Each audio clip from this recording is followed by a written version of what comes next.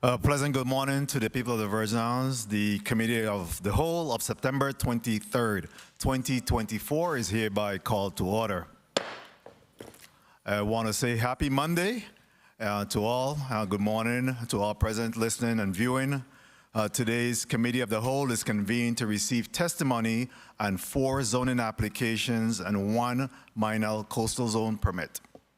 With us today are the representatives of the zoning application and CZM permit.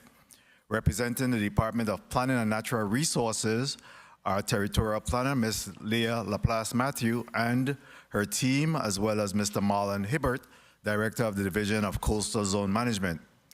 These zoning requests support economic and community development, and I commend the applicants for working through the multi-step process to be here today. I also commend the residents of the involved neighborhoods who attended the public meetings to either support the projects or to register their concerns that they may have had. I remind all present here today that's viewing and listening that there's no votes taken in this Committee of the Whole. However, when we do go to session, we'll be acting upon these measures before us today. At this time, Madam Clerk, let me have a roll call, please. Senator Marvin A. Blyden. Well, definitely, but just Okay. get a copy of it to me.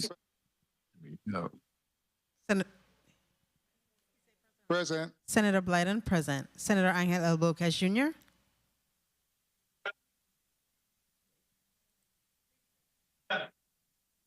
Senator Bocas Jr. present. Senator Diane T. Capehart.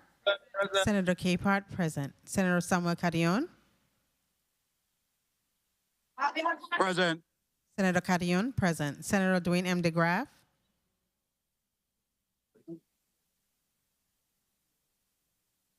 He's present. They don't have to be. Senator DeGraff, present. Senator Ray Fonseca. I'm here. Senator Fonseca, present. Senator Novalee Francis Jr.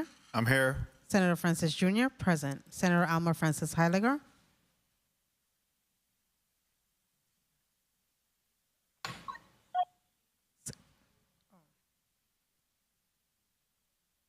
Senator Francis Heiliger, present.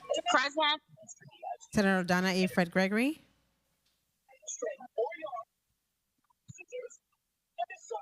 Present. Senator Fred Gregory, present. Senator she's not absent. Senator Fred Gregory, absent. Senator Kenneth L. Gittins. Senator Gittins, absent. Senator Maurice C. James. Senator James, present. Senator Javan E. James Sr. Senator James Sr., present. Senator Franklin D. Johnson. Senator Johnson, present. Senator Carla J. Joseph. Present. Senator Joseph, present. Senator Milton E. Potter. Senator Potter, absent. Mr. Chairman, 12 present, 3 absent. Thank you very much, Madam Clerk. We do have a quorum and prepared to proceed. Madam Clerk, is there any correspondence to be read into the record? President, Mr. President, point of information. Point of information, Senator Bocas. I believe I was marked as absent, but I'm present here in the St. Thomas. Senator, you were recorded as present. Okay, very well. Thank you, Mr. Chair. You may proceed, Madam Clerk, with the reading of the correspondence.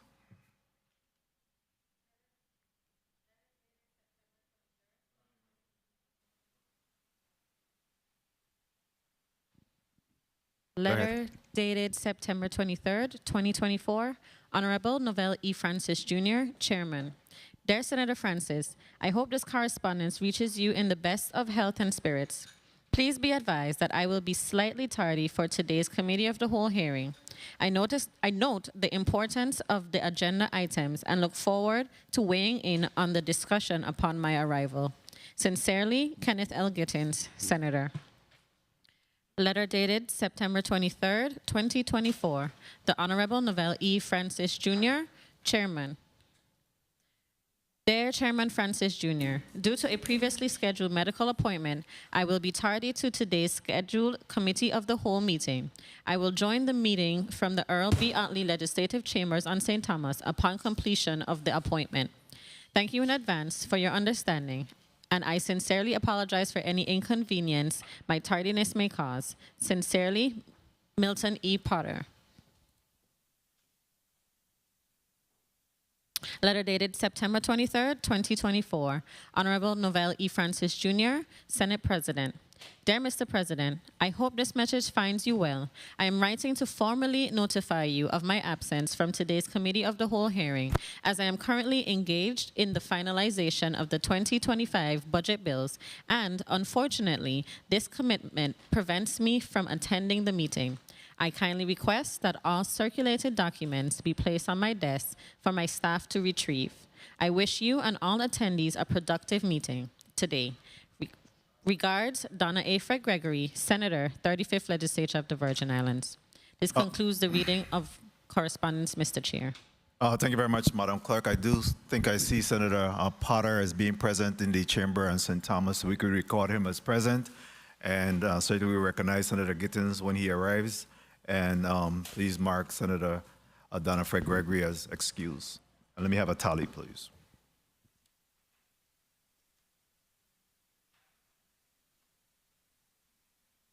Mr. President, 13 members present, 1 absent, 1 excused. Thank you very much. At this time, Madam Clerk, please read today's agenda into the record. The 35th Legislature will convene in a Committee of the Whole hearing to receive testimony on the following zonings and CZM permit.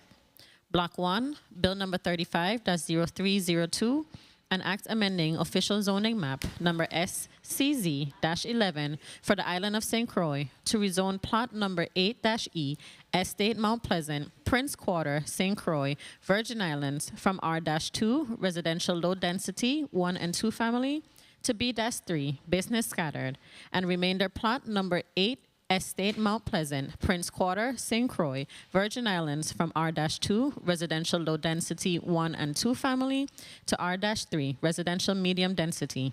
Invited testifiers, Honorable Jean-Pierre L. Oriol, Commissioner, VI Department of Planning and Natural Resources. Leia LaPlace-Matthew, Territorial Planner, VI Department of Planning and Natural Resources. Clarence Browne, Representative.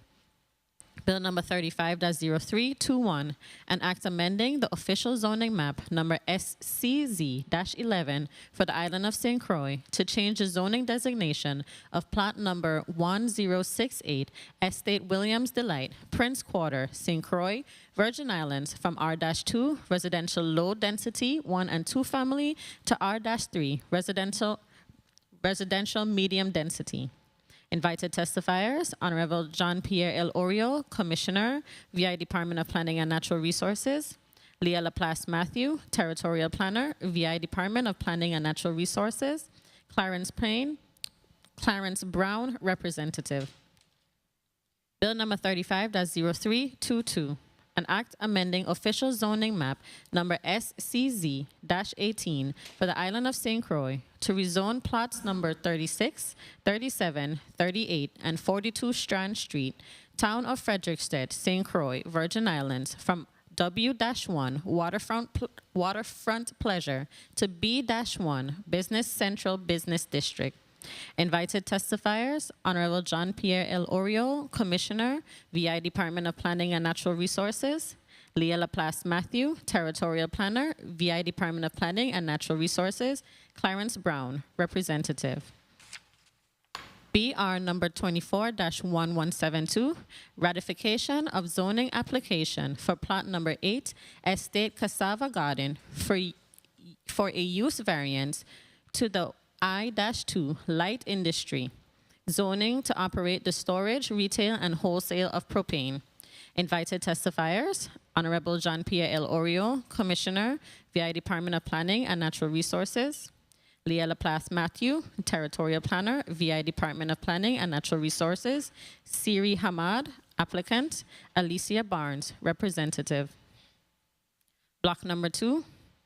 Bill number 35-0280, an act ratifying minor coastal zone permit number CZX-21-22W issued to Teague Paradise LLC for the redesign and size reduction of an existing 338 square foot dock to a 268 square foot dock seaward of Plot 20, Teague Bay, Christiansted, St. Croix, Virgin Islands. Invited testifiers, Honorable Jean-Pierre Oriol, Commissioner, VI Department of Planning and Natural Resources; Marlon Hibbert, Director, Division of Coastal Zone Management, VI Department of Planning and Natural Resources; Michael Jakowski, President, Teague Paradise LLC. This concludes the reading of today's agenda, Mr. Chair. Thank you very much, Madam Clerk. In the essence of time, because we had a previously scheduled afternoon hearing that may very well be postponed or rescheduled, but we brought everyone in so that we could be able to take care of this in one block. Additionally, at this time, I'd like to remind those individuals that might be online as well as here in the chambers, if you have a cell phone, please put it on silent or turn them off as to not interrupt today's proceedings. I also want to take this opportunity to recognize the John Woodson Warriors volleyball, that's the junior varsity volleyball team who over the weekend participated in an interscholastic tournament on St. Thomas and were undefeated and brought back home the victory here on St. Croix. I want to extend congratulations again to the John Woodson Warriors. All of the testifiers are currently seated in the testifiers table, and we'll go there just quickly to recognize them. And we'll start off, of course, with Director Hibbert, and then we'll come to Ms. Leia LaPlace-Matthew and introduce all of the other testifiers. Mr. Hibbert. Good morning, Senate President Novelle E. Francis. Thank you. Marlon Hibbert, Division of Coastal Zone Management Director. Thank you. Good morning, Senate President Francis, members of the 35th Legislature, the viewing and listening public of the Virgin Islands. My name is Leia LaPlace-Matthew, Territorial Planner, Division of Comprehensive and Coastal Zone Planning of DPNR, and with me is my staff planning technician, Jewel Polimis. Thank you, Ms. Polimis. Just do a mic check real quick. Again, introduce yourself. Good morning, Senate President. Morning. Mr. Browne. Good morning, everyone. Clarence Browne, Managing Principal for Design District Architects. And with me today is Naomi St. Omer, Intern Architect at my office, and Kenneth Sarant. Very well. Real quickly, if you could just put your name again on the record and just do a mic check. Good morning. My name is Naomi St. Omer, a senior at the St. Croix Educational Complex, and I am an intern at the Design District LLC. Welcome. You're sounding good already. Love to have all young people here. Next, Mr. Serrano. Good morning, Mr. Senate President. My name is Kenneth Sarant. I am a project manager at Design District Architects. Welcome, welcome. Next, we'll go over to a former senator, Senator Alicia Barnes, to introduce herself. Thank you, Senate President Francis. Good morning to you. Good morning to the listening and viewing audience. I'm Alicia Barnes, environmental consultant, representing VI Propane, LLC. Welcome, former senator. Good to see you. Thank you. Great to be here. All right. Mr. Hamad. Yes. Good morning, Mr. President. Hold the mic a little closer to you. Good morning. My name is Sirri Hamad. I'm with VI Propane. I'm here for the testimony. Very well. Thank you. Welcome.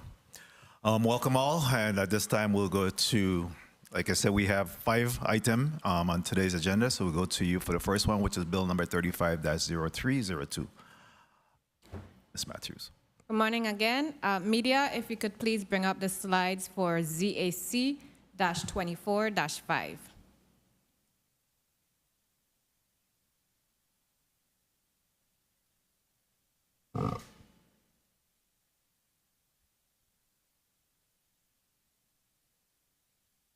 Thank you. Report by the Division of Comprehensive and Coastal Zone Planning on the petition to amend official zoning map number SCZ-11, application number ZAC-24-5. Petition of applicant Lasso Investment Holding LLC to amend plot number 8-E and remainder plot number 8 Estate, Mount Pleasant, Prince Quarter, St. Croix, from R2, residential low density, 1 and 2 family, to B3, business scattered, and R3, residential medium density zoning, respectively. The purpose of the request is to allow a mixed-use development. Property owner, Lasso Investment Holding, LLC, as per warranty deed dated March 2, 2023, document number 2023000601. Applicant representative, Clarence Browne, Managing Principal, Design District Architects, PLLC. Acreage, 3.635 combined acres as described on survey drawing number D9-6870-C024. Surrounding uses and zones. The property is surrounded by mixed-use areas. To the northwest/north is the Market Supermarket, Queen Mary Highway, and undeveloped land. To the east is undeveloped land, a business subdivision along Queen Mary Highway, and behind the businesses are residential subdivisions that also go to the south. To the west is the Grace Baptist Church, a housing complex, and undeveloped land. The surrounding area is zoned R2, R3, B2, business secondary neighborhood, B3, and C, commercial, with 3 rezonings granted. The rezonings were the business subdivision / Mount Pleasant commercial strip along Queen Mary Highway heading towards the Paradise intersection, rezoned in 1990 from R2 to B2 by Act number 5513. Plot number 5C, rezoned in 1999 from C to B3 by Act number 6283. And plot number 2B-1, rezoned in 2012 and granted a use variance for 2 dwellings to the property's C zoning by Act number 7401. Infrastructure. Water needs will be supplied by public water lines and backup cisterns. Wastewater will be handled by public sewer lines. Other needed DPNR division reviews. A flora and fauna study and Phase 1 cultural resources survey will need to be conducted and reviewed by the divisions of Fish and Wildlife and Virgin Islands State Historic Preservation Office, respectively. Development of the properties would require a stormwater pollution prevention plan from the Division of Environmental Protection. Project summary. At DPNR CCZP's public hearing, Mr. Browne testified the owner's intent is to move their existing business onto their own property as they are presently renting, and to develop it for other business use as well. Plot 8-E, which sits along Queen Mary Highway, would be developed with their business, other retail spaces, and possibly residential uses. Remainder Plot 8 abuts the southern residential neighborhood and would be developed into a small, approximately 17 units, tiny home long-term rental, park-like residential development. The 2 lots will have separate vehicular entrances. The overall development will take place in 3 phases, with the intended B3 lot, Plot 8-E, being developed in 2 phases. The first phase, involving the owner's business move, would take approximately 12 months, and full build-out of the 2 mixed business/residential phases could take 5 or more years. Public response at DPNR CCZP public hearing held May 20, 2024. 2 adjacent property owners had concerns with construction dust, increased residential traffic, and stormwater runoff on the southern lot, remainder Plot 8, that faces the southern residential subdivision. There was also concern with the separation between the residential and commercial uses. The applicant's representative confirmed access between the 2 properties would be by a pedestrian-only pathway and gate. There would be no vehicular access between the 2 properties. The northern lot, Plot 8-E, is intended for business/residential use, while the southern lot, remainder Plot 8, is intended solely for residential use. Development permits would also address their concerns that would occur during and after construction. Analysis of requests, reason for recommendation. The applicant wants to rezone the properties to allow for mixed use, which is the characteristics that has developed in the area over the past 50 years.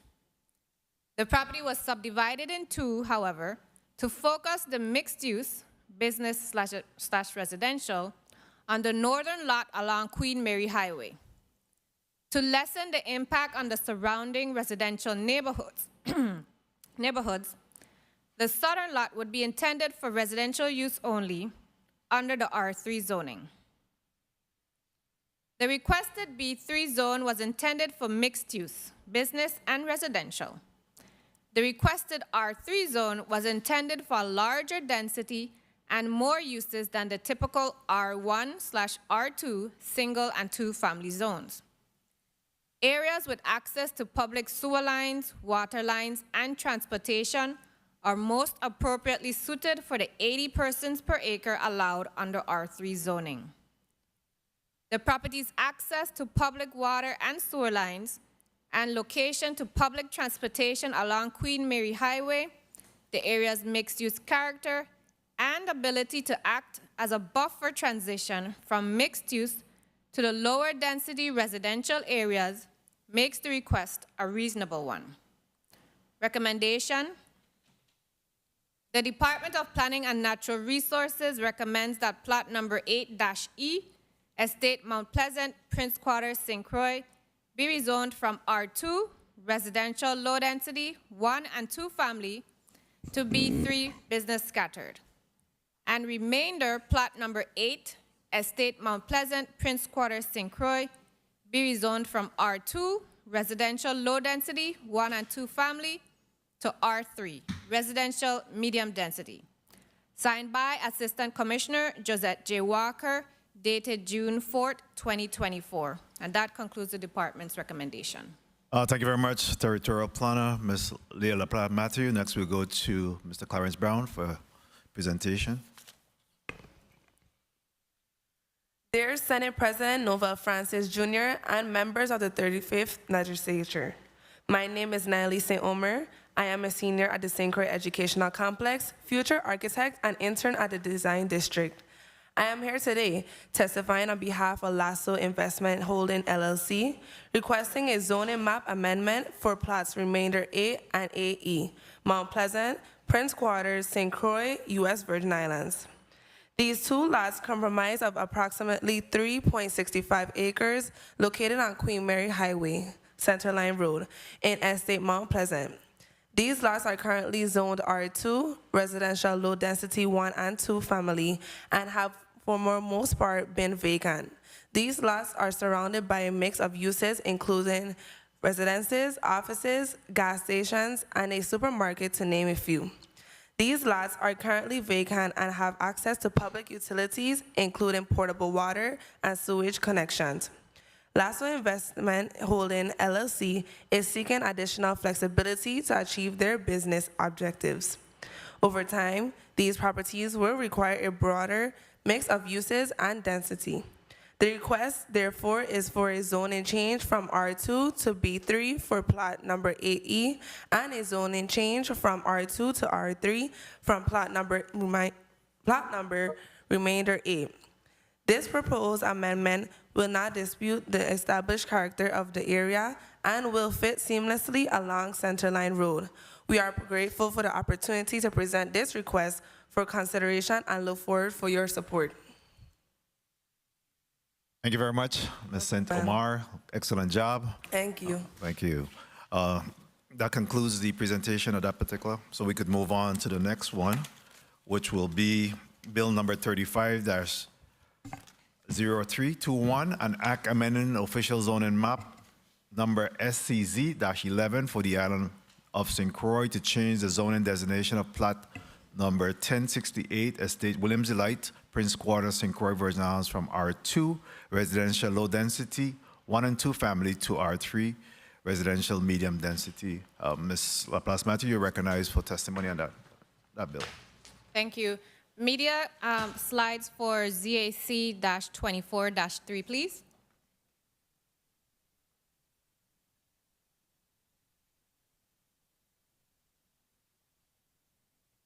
And this recommendation report will be presented by Planning Technician Jewel Polimis.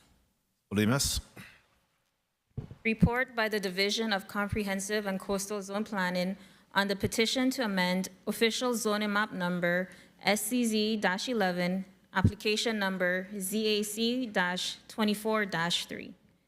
Petition of applicants Ezra and Atara Garib to amend plot number 1068, Estate Williams Delight, Prince Quarter, St. Croix, from R2, residential low density, 1 and 2 family, to R3, residential medium density zoning to develop 6 dwelling units. Property owners, Ezra and Atara Garib, as per warranty deed dated January 10th, 2023, document number 2023000443. Applicant representative, Clarence Browne, Managing Principal, Design District Architects, PLLC. Acreage, 0.308 acres, as described on survey drawing number 4096. Surrounding uses and zones. To the north of the property is the Queen Mary Highway and undeveloped land. To the east and south is a mix of residences and undeveloped land. To the west is undeveloped land, Caribbean grocery store, and S&P Bakery and Eats. The surrounding area is zoned R2, B3 business scattered, B4 business residential areas, and I2 light industry with 3 rezonings granted.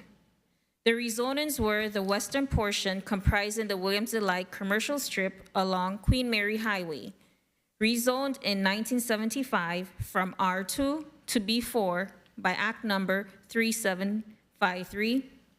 Plot number 1015, S&P Bakery and Eats, rezoned in 1997 from R2 to B3 by Act number 6151. And plot number 1064, Caribbean Grocery, rezoned in 1995 from R2 to B3 by Act number 6070. Infrastructure. Water needs will be supplied by public water lines and a backup cistern.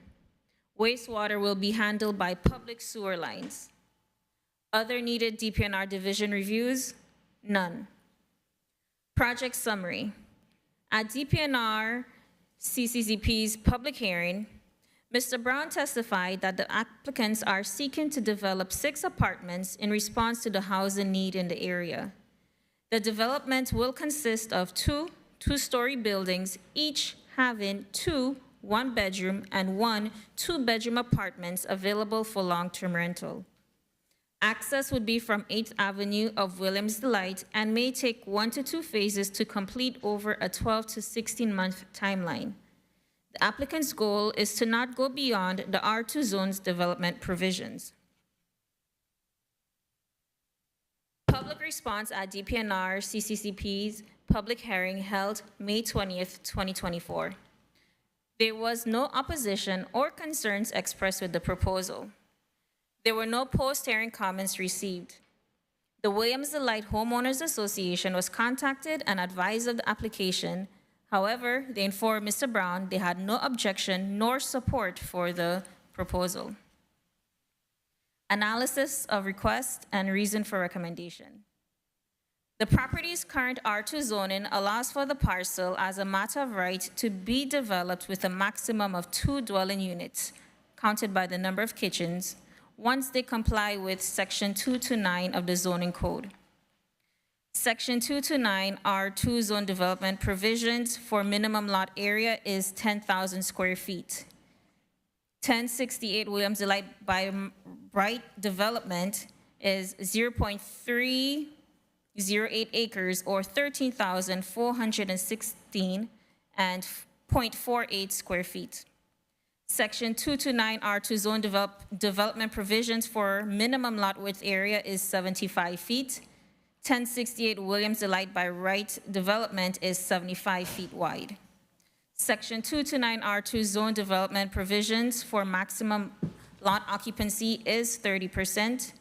1068 Williams Delight by right development is 30% of 13,416.48 square feet is 4,024.94 square feet maximum lot occupancy allowed by a building or buildings.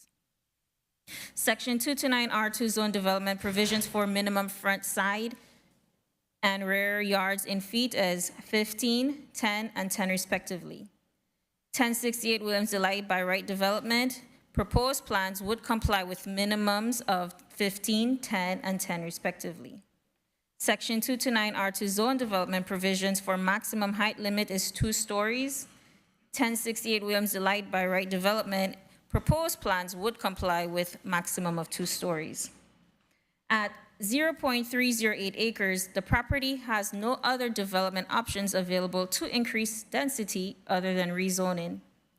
The sole intent for the requested R3 zoning was to address the housing crisis by offering greater housing density. The requested R3 zoning was intended for a larger density and more uses than the typical R1 and R2 single and two-family zones. Areas with access to public sewer lines, water lines, and transportation are most appropriately suited for the 80 persons per acre allowed under R3 zoning. As the territory and nation tackles its housing crisis, zoning reform is being encouraged at the national level to address the housing shortfall, and reform is encouraged and has been taken by several methods: allowing housing in zones that previously did not allow housing, increasing density in various zoning districts and reducing lot sizes, changing measurements from maximum number of permitted dwelling units per acre to maximum number of permitted bedrooms per acre, or allowing house-scaled missing-middle housing designed to fit comfortably at the size and scale of detached single and two-family homes. Zoning reform will address the number of zoning map amendment requests we are receiving for allowing greater housing density across the territory. Currently, the Virgin Islands has a recognized gap in the housing density allowed between the R2 zone and the next zone up, R3.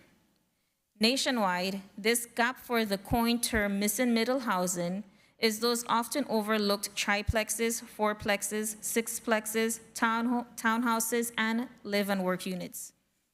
These middle housing units could allow for the gradual transition of a commercial corridor from strictly commercial or mixed use onto a lower density residential neighborhood, essentially acting as a buffer. These missing middle housing units also allow for the provision of affordable housing with the size and affordability for people of all ages, including older adults and smaller families.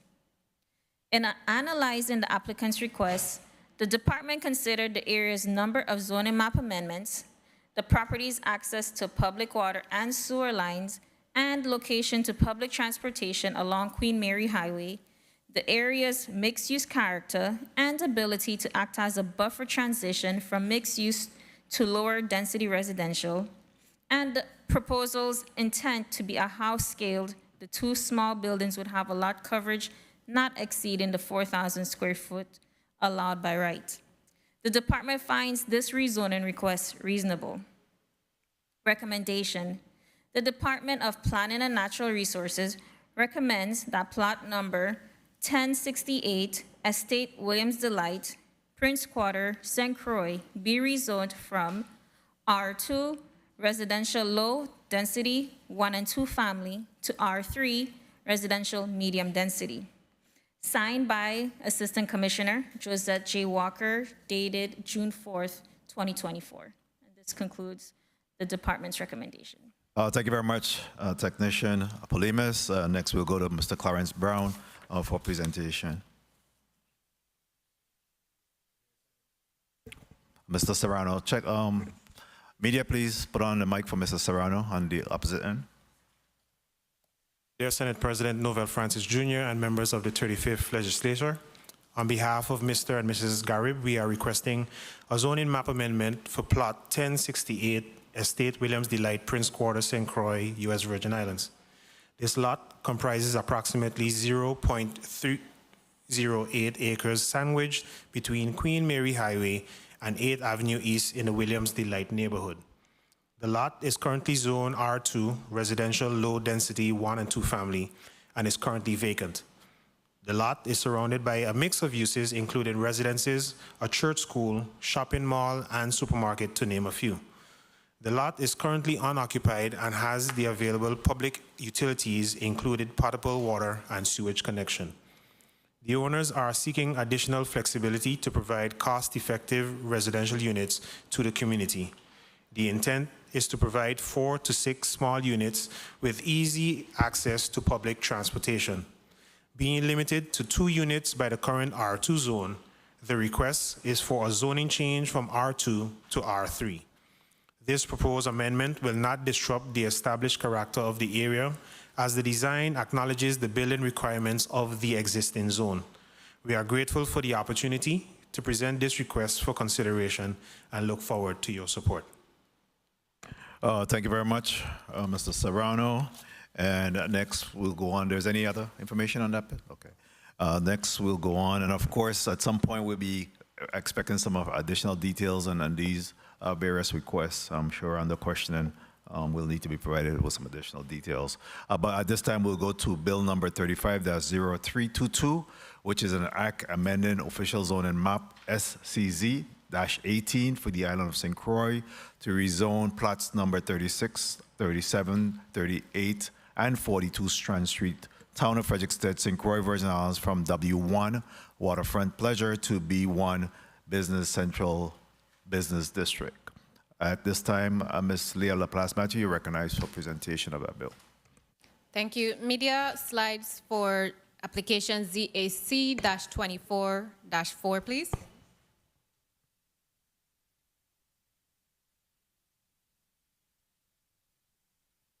Thank you. Report by the Division of Comprehensive and Coastal Zone Planning on the petition to amend official zoning map number SCZ-18, application number ZAC-24-4. Petition of applicants Evolve USVI LLC and Next to the Fred LLC to amend plot numbers 36, 37, 38, and 42 Strand Street, Town of Frederiksted, St. Croix, from W1 Waterfront-Pleasure to R3 Residential Medium Density Zoning for the rehabilitation of existing rental property and expansion of the Fred Hotel. Property owners, Evolve USVI LLC and Next to the Fred LLC as per warranty deeds dated January 4, 2018. Document number 2018003368, and February 6, 2024, document number 2024000492. Applicant representative, Clarence Browne, Managing Principal, Design District Architects, PLLC. Acreage. Plot numbers 36, 37, and 38 have a combined acreage of 0.9229 acres as described on survey drawing 3246. Plot number 42 is 0.1944 acres as described on survey drawing 5539.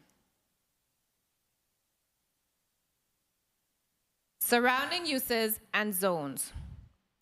To the north of the properties is Alderville Park, 43 and 44 Strand Street, a mixed-use area, parking lot, and the Frederiksted Healthcare Medical Center.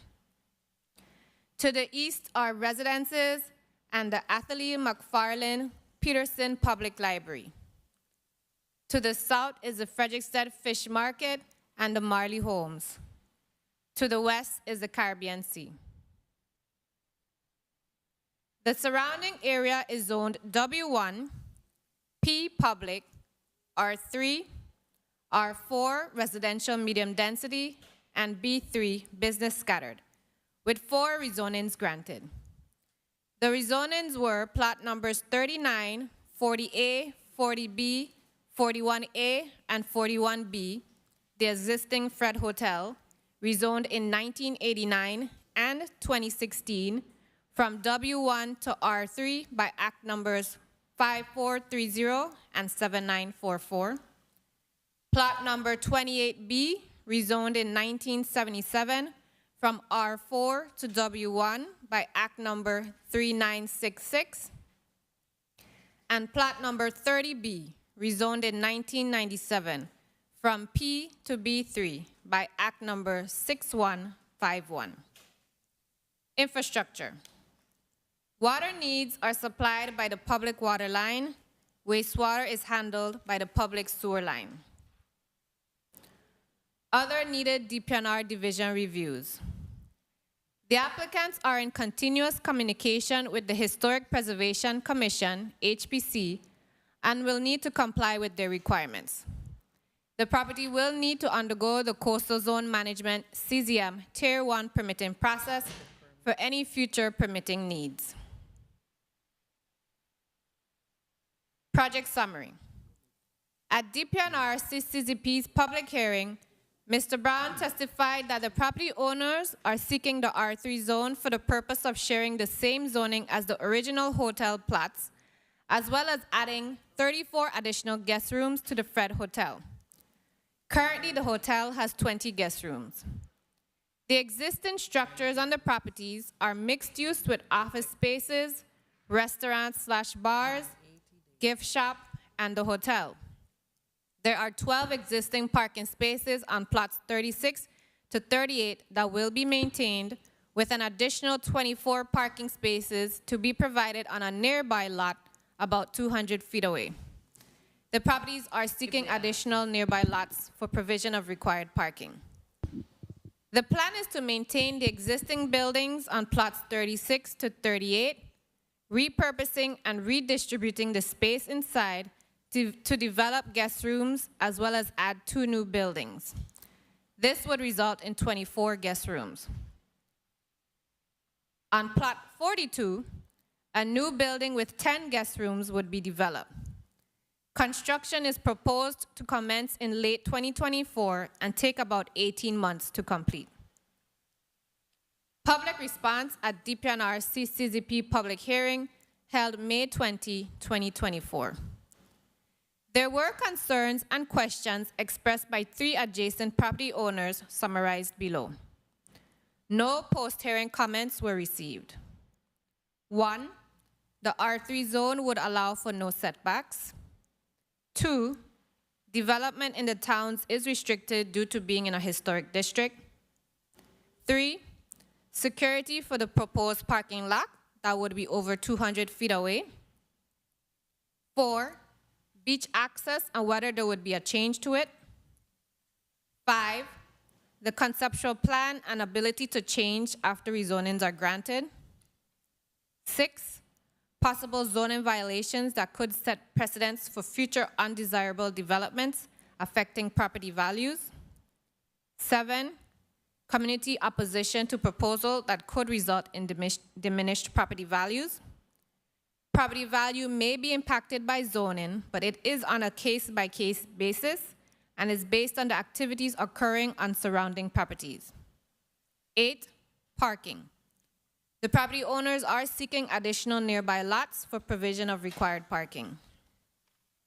9, visual impact from tall buildings, blocking water views or unsightly structures, possibly diminishing the appeal of the area and decreasing property values.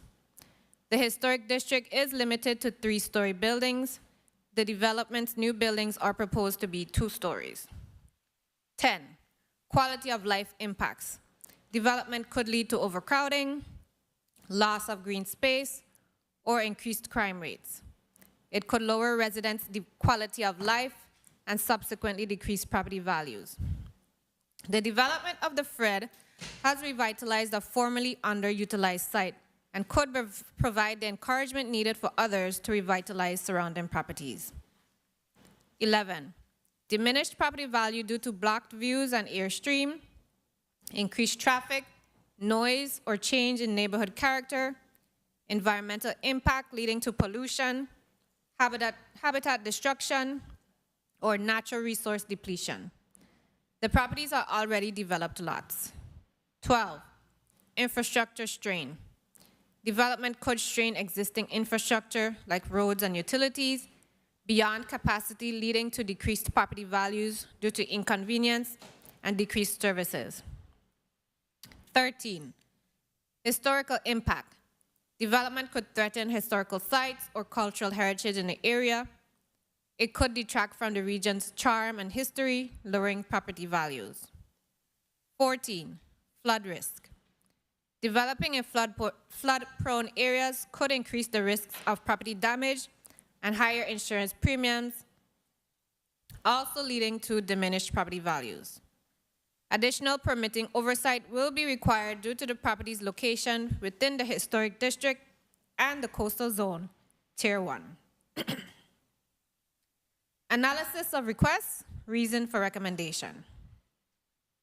The properties were developed separately prior to the 1972 adoption of our zoning laws. Over time, the use of the property as a hotel and its non-conformity with the W1 zoning requirements for hotel use prompted rezonings. For a hotel to be developed on W1 zoned lots, they must have a minimum of 3 acres. The first plots, 40A, 41A, and 41B, were rezoned to R3 in 1989. When the Fred acquired the property in 2015 and sought to develop additional lots 39 and 40B, rezoning to R3 for conformity with the other lots was sought and granted in 2016. In analyzing the applicant's request, the department considered the existing and newly acquired lots combined acreage of 1.8599 acres, which still does not comply with the minimum 3 acres needed by the W1 zoning district. It would be appropriate to place 36, 37, 38, and 42 Strand Street in the appropriate zoning designation for conformity with the other hotel plots and in compliance for hotel use. The department analyzed the requested R3 zone, as well as the B1, Business Central Business District zoning. The B1 zoning was analyzed because it was intended to be devoted primarily for commercial enterprises serving the visitors and tourists of the central business districts of Charlotte-Amalie, Christiansted, and Frederiksted. It was intended to maintain the historical and commercial character of the business centers of these cities. These areas also represented the historical districts of the communities, and uses included hotels, professional offices, and residences. R3 versus B1 zoning for hotel use in the town of Frederiksted. Section 228 uses Section 229 development provisions. Requested R3 zone and alternatively B1 zone. Hotel use is permitted as a matter of right in both the R3 and B1 zone. Parking. In the R3 zone, it has to be provided in accordance with Section 230. In the B1 zone, it has to be provided in accordance with Section 230.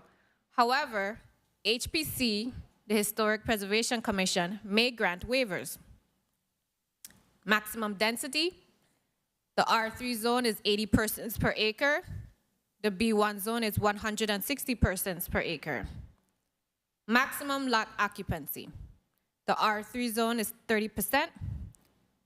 No requirement for business structures in the B1 zone, but a maximum floor area ratio of 2 is granted. Minimum lot area in the R3 zone is 6,000 square feet. In the B1 zone, there's no requirement for business structures. Minimum usable open space. In the R3 zone, it's 35%. In the B1 zone, there is no requirement. Minimum lot width. In the R3 zone, there is no requirement, as well as in the B1 zone, no requirement. Front, side, and rear yards in feet. No setbacks are required in the R3 zone nor in the B1 zone. Maximum height limit. The R3 maximum height limit is 6 stories. The B1 zone is 3 stories in the historic district. The B1 zone has no minimum requirements for lot size, lot occupancy, or open space when it is for business use. It also allows a greater density than the R3 zone. It would be more appropriate to grant B1 zoning in keeping with the intention of the B1 zone for commercial enterprises serving the visitors and tourists of the central business districts of Shatamali, Christiansted, and Frederiksted, and to maintain the historical and commercial character of the business centers of these cities. It is also acknowledged that the provision of parking in the towns constantly poses a challenge for development projects, and the B1 zone has the added benefit of being granted parking waivers through the HPC, Historic Preservation Commission. Recommendation. The Department of Planning and Natural Resources recommends that plot numbers 36, 37, 38, and 42 Strand Street, Town of Frederiksted, St. Croix, be rezoned from W1 Waterfront-Pleasure to B1, Business Central Business District. Signed by Assistant Commissioner Josette J. Walker, dated June 17, 2024. That concludes the department's report. Thank you very much, Ms. Leia LaPlace-Matthew, Territorial Planner. And next we'll come to Mr. Clarence Browne. You recognize Mr. Sirri. Dear Senate President Novell Francis Jr. and members of the 35th Legislature, we are here today testifying on behalf of Evolve USVI LLC and Next to the Fred LLC, requesting a zoning map amendment for plots 36, 37, 38, and 42 Strand Street, Frederiksted, St. Croix, U.S. Virgin Islands. These 4 lots comprise approximately 3.97 acres located on Strand Street in Frederiksted. These lots are currently zoned W1 Waterfront-Pleasure and have for the most part been in use for restaurant and residential purposes, except plot 42, which is vacant. These lots are surrounded by a mix of uses, including residences, public and private offices, and restaurants, to name a few. These lots have access to public utilities, including potable water and sewage connections. Evolve USVI LLC and Next to the Fred LLC are seeking additional flexibility to achieve their business objectives. Over time, these properties will serve as an extension of commercial operations of the Fred Hotel and will require a broader mix of uses and density. The request, therefore, is for a zoning change from W1 to B1 for plots 36, 37, and 38 Strand Street, and W1 to R3 for plot 42 Strand Street.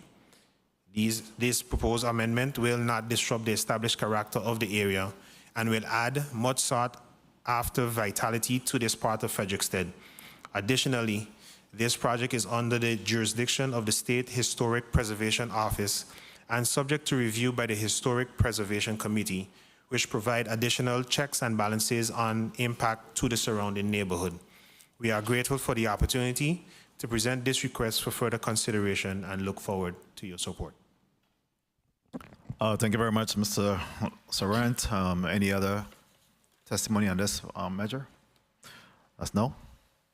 On the record, huh? No, Senator. All right, thank you.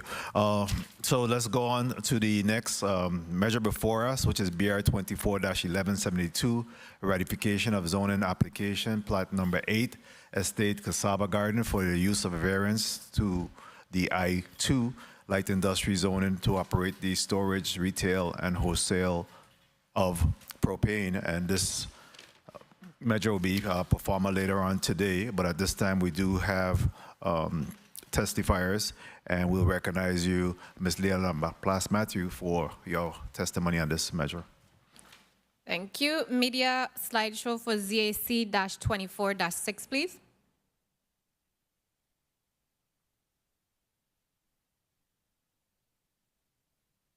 And this report will be presented by Planning Technician Joe Polimas. You recognize Ms. Polimas?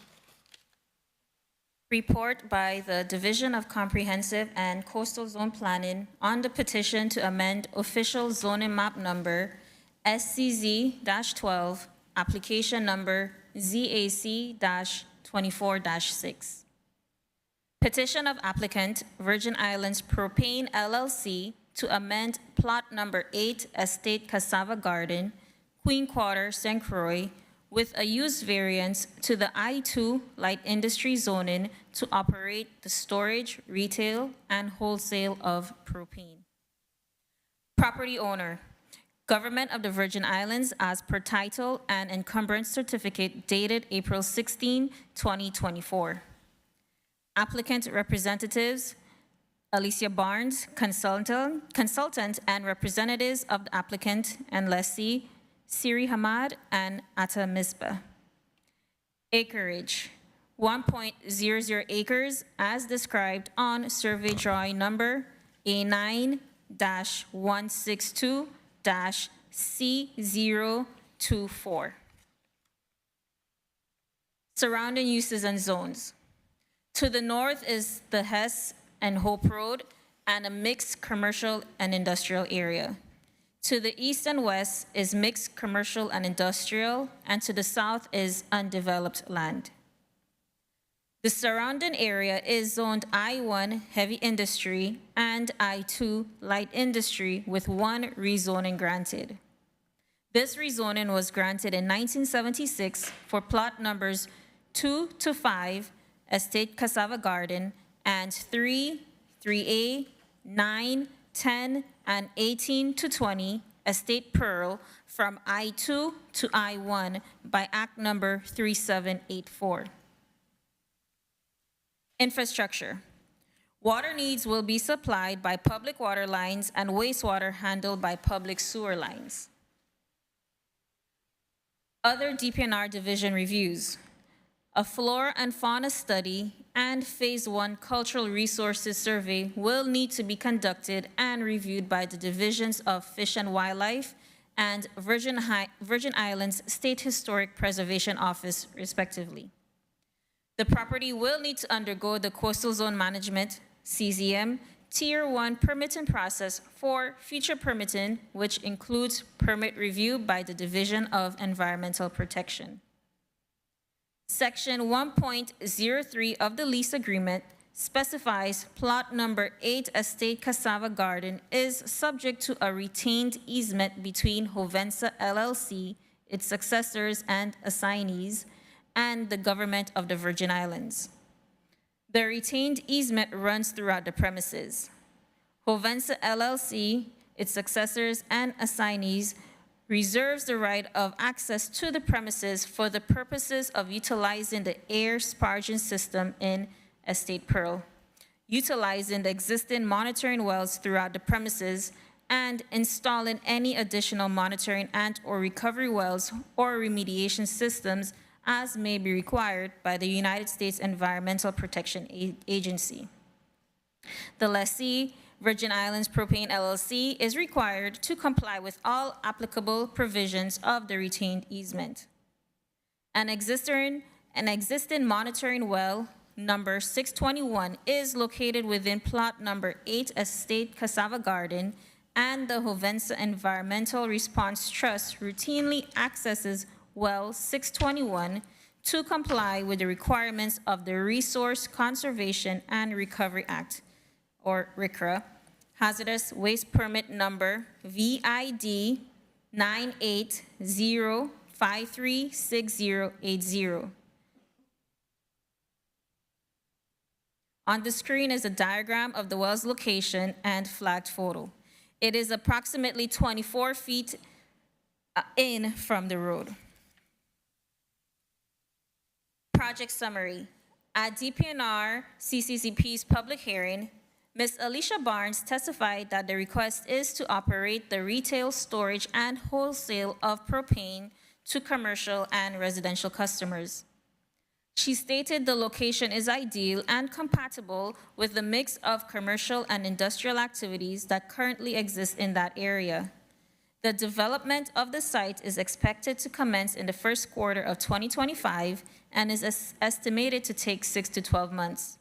During construction, it is anticipated that approximately 10 jobs will be generated. Once construction completed, 5 to 6 permanent full-time employees.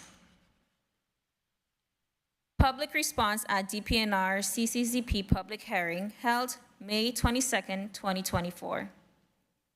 One attendee representing the Juventus Environmental Response Trust, ERT, placed on record the active remediation in the area and the location of a monitoring well on the property along Hope Road. These are recovery wells to recover petroleum product that was released into the environment during the refinery's operation. Post-hearing comments were submitted by ERT with the approximate location of well 621. Analysis of request, reason for recommendation. The property is in one of the industrial areas of St. Croix and immediately adjacent to the oil refinery. It is in proximity to the other 2 propane companies on the island, which are on lots that were rezoned as part of Act Number 3784. It must be noted that the lots rezoned by Act Number 3784 are substandard lots, less than 5 acres required for I-1 zoning, and use variants were not in the zoning code until adopted by Act Number 5516 in 1990. In analyzing a use variance request, the department must look at the requirements an applicant must meet as per Section 238A, which states, in those cases where an amendment to a zoning map is requested by a property owner for a specific use of property which is not permitted in the zoning district where the property is located, but which use would not substantially conflict with the permitted uses in the zoning district, the legislature, in lieu of an amendment to the zoning map, may grant a variance for that specific use of the subject property, provided, however, that all other requirements of that zoning district will continue to apply to the subject property. The proposal to operate the storage, retail, and wholesale of propane would not substantially conflict, as it had been noted the area is already industrially used, and the 2 existing propane companies are in the same area. The subject property is undeveloped, but is similar in size to neighboring lots. The property has sufficient acreage to meet and comply with the standards for granting a use variance. It must be noted that the conceptual plan submitted depicts a parking lot around well 621. The applicant is required to ensure ERT has access to the monitoring well, and the parking lot would not be a hindrance, as ERT can coordinate with the applicant for access during routine business hours. If, however, the fence line is moved from its current location, ERT would be able to access the well from outside the fence line. Recommendation. The Department of Planning and Natural Resources recommends that a use variance be granted to the I-2 Light Industry Zone Plot Number 8, Estate Cassava Garden, Queen Quarter, St. Croix, to allow for propane and manufactured gas, storage and distribution, flammable liquids, storage. Signed by Assistant Commissioner Josette J. Walker, dated June 14th, 2024. This concludes the department's recommendation. Thank you very much, Technician Polimas, for testimony on that measure. Next, we'll come to Ms. Barnes. Alicia Barnes, you're recognized for your testimony. Thank you, Senator Francis. Good day, Senate President Novell E. Francis, Jr., members of the 35th Legislature of the U.S. Virgin Islands, and the listening and viewing audience. I am Alicia V. Barnes, environmental consultant and permitting subject matter expert. I appear before you today on behalf of Virgin Islands Propane LLC, and I'm accompanied by VI Propane's principal, Mr. Sirri Hamad. Collectively, we are here to present testimony and answer questions in support of zoning application ZAC 24-6, a use variance request of the official zoning map for an amendment of plot number 8, Estate Cassava Gardens, Queens Quarter, St. Croix, U.S. Virgin Islands. VI Propane LLC filed an application with the Department of Planning and Natural Resources, Division of Comprehensive Coastal Zone Planning, for a use variance for plot number 8, Estate Cassava Gardens, Queen Quarter, St. Croix, U.S. Virgin Islands, to operate the retail, storage, and wholesale of propane to commercial and residential customers. The details are as follows. The leaseholder is Virgin Islands Propane LLC. The authorized agent is Sirri Hamad. The legal physical address is plot number 8, Estate Cassava Gardens. The use variance acreage is 1 acre.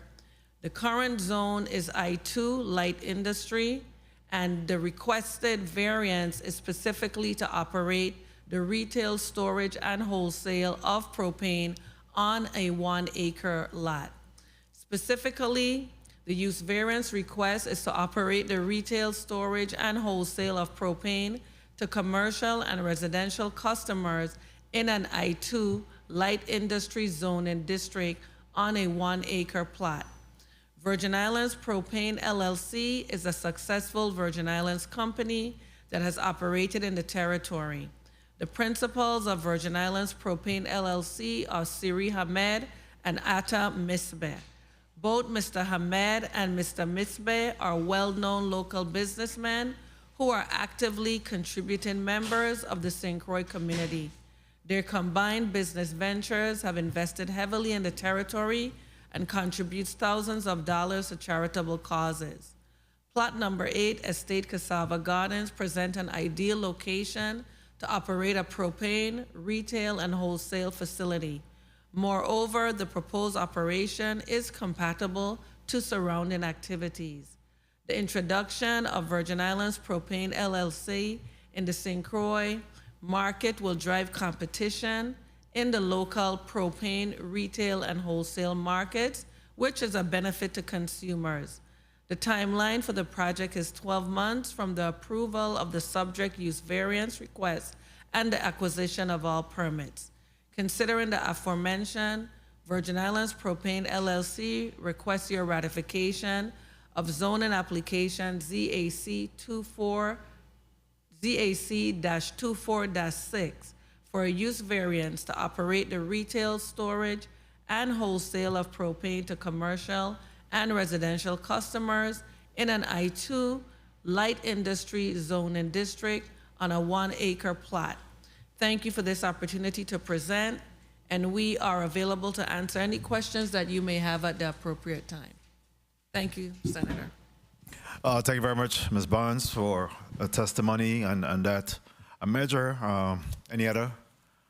No, Senator. Very well. So we'll move on to the next item on today's agenda, which will be 35-0280, an act ratifying minor coastal zone permit number CZX-21-22W issued to Teague Paradise LLC for the redesigned and size reduction of existing 338 square feet dock to 268 square feet dock seaward of plot number 20 Teague Bay, Christiansted, Virgin Islands, St. Croix, Virgin Islands. Mr. Hibbert, you're recognized for your testimony on that. Thank you, Senate President. Media, may we have... One second, let me just ensure that we do have contact with Mr. Jarkowski, Michael Jarkowski, President of Teague Bay Paradise. Are you online?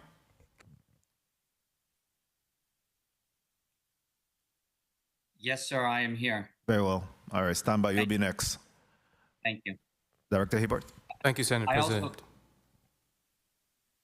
I have with me Amy Dempsey, who has been consulting with me to do this work. So thank you very much, Senate President and the committee, for meeting with us. Very well, thank you. Any questions, Senator? Oh, okay. Director Hibbert, you may proceed. Time's the charm. Thank you, Senate President. Media, may we have the two graphics I provided? and I'll start in the meantime. Good day, Senate President Novell E. Francis Jr., other members of the 35th Legislature of the U.S. Virgin Islands, legislative staff, fellow testifiers, and members of the viewing and listening public. My name is Marlon Hibbert, and I am the Director for the Division of Coastal Zone Management in the Department of Planning and Natural Resources. Today, we are seeking ratification of the following CZM permit. Minor CZM permit number CZX-21-22W, issued to Teague Paradise LLC. If ratified, this permit allows for the permittee to redesign and reduce in size an existing dock of 338 square feet to 268 square feet. This permit also brings the dock into compliance and will be reconfigured in the existing footprint of the existing storm-damaged dock. The activity is located seaward of Plot 20, Teague Bay, Christiansted, St. Croix, U.S. Virgin Islands. The dock will be elevated 4 feet above the mean high water mark. The dock area will utilize molded composite open grate decking. An annual rental fee of $3,200 payable in advance has been negotiated with the permittee for the occupancy of the submerged lands covered under this permit, pursuant to the provisions of Title 12, Virgin Islands Rules and Regulations, Section 910-5E. The term of the permit is 20 years. The Commissioner of the Department of Planning and Natural Resources has deemed that the permit listed above meets the goals and policies of the Virgin Islands Code, Title 12, Chapter 21. Therefore, we respectfully request your ratification of this permit pursuant to Title 12, Virgin Islands Code, Section 911E. This concludes our testimony on behalf of the division, and we are available to answer questions as best as we can. Thank you very much, Director Hibbert. Next, we'll go to Mr. Michael Jakowski for his testimony. Again, he's president of the Teague Paradise LLC. There we go. Thank you. Good morning, Senate President and committee. Thank you for meeting with me and Amy Dempsey. Amy Dempsey has been the president of BioImpact and has consulted with me for many years about this particular dock, as well as the surrounding land. I have improved the area by removing 7 dumpsters worth of rubbish, garbage, everything from a 60-foot seafaring fishing boat that had washed up onto the rocks from Hurricane Hugo. And my commitment to the environment of the Virgin Islands is very, very strong, as I led the purchase of the land for the Nature Conservancy in the East End. And so my hope is to just be able to redo the dock and for personal use and have my boat docked. I'm open to any questions you may have, and Amy as well. Okay, does she have any additional comments to make at this time, Ms. Dempsey? I am here just to answer any questions you may have. Very well. So that rounds out no further testimony on this, Mr. Hibbert? No, that's it? That's correct. Okay. So let's round out, again, all of the 5 measures before us today. And what we'll do is take a 3 minutes recess, and when we come back, we'll open up the floor for questions. The Committee of the Whole stands in recess for 3 minutes.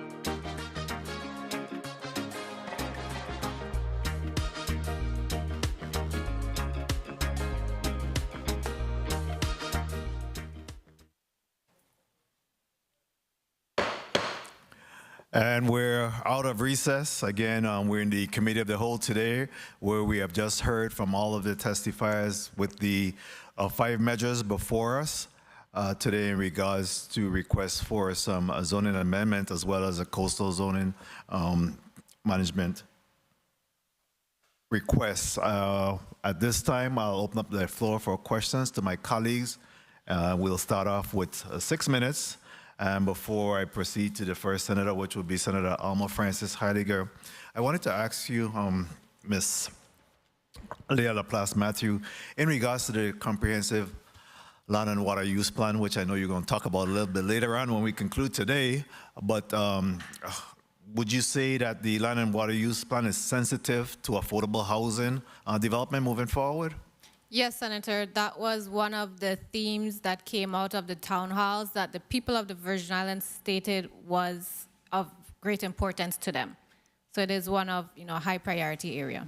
Okay. Additionally, we did hear from Ms. Polimas in one of her testimony where she spoke about zoning reforms and really making that more prone to additional developments, take into consideration multiple family use and build outs and those type of things. How committed are we to that? Are we considering those applications that are before us? I know that there are several applications that's pending that requires for multiple build out. Again, looking at the issue of the crisis that we're facing in respect to housing development, are we considering those as well as applicants that's going through the process right now? Yes, Senator, and we're hopeful that the comprehensive land and water use plan, once adopted, will be able to have the backing, the vision of the people of the Virgin Islands as the backing for pushing forward with zoning reform. There is nationwide funding available to apply for, that's for zoning reform that tackles housing. Great, thank you. Thank you for your response there. At this time, the chair will recognize Senator Alma Francis Heidegger, and you're recognized for 6 minutes. Thank you, Mr. Chair. Good day to the people of the territory. Good day to my colleagues, to the testifiers. Good day to the staff. As I listened to all the testimony in regards to these projects, I was very, very surprised and encouraged at the amount of projects that will be including housing. As we know, we're having quite a bit of issues as we have hundreds of homes that are still in need of repair here in the territory, as well as having somewhat of a shortfall for not only affordable housing, but housing in general.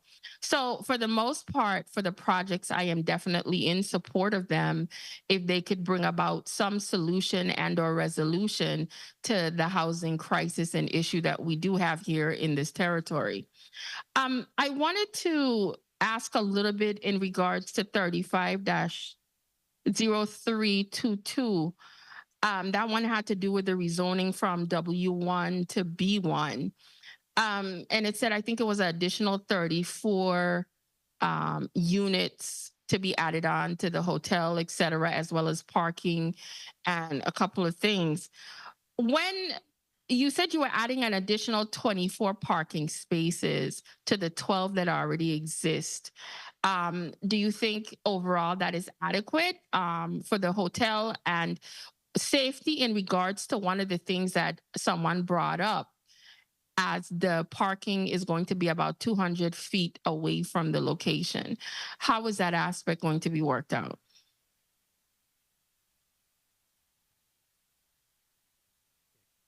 Good day, Clarence Browne, Managing Principal for Design District Architects.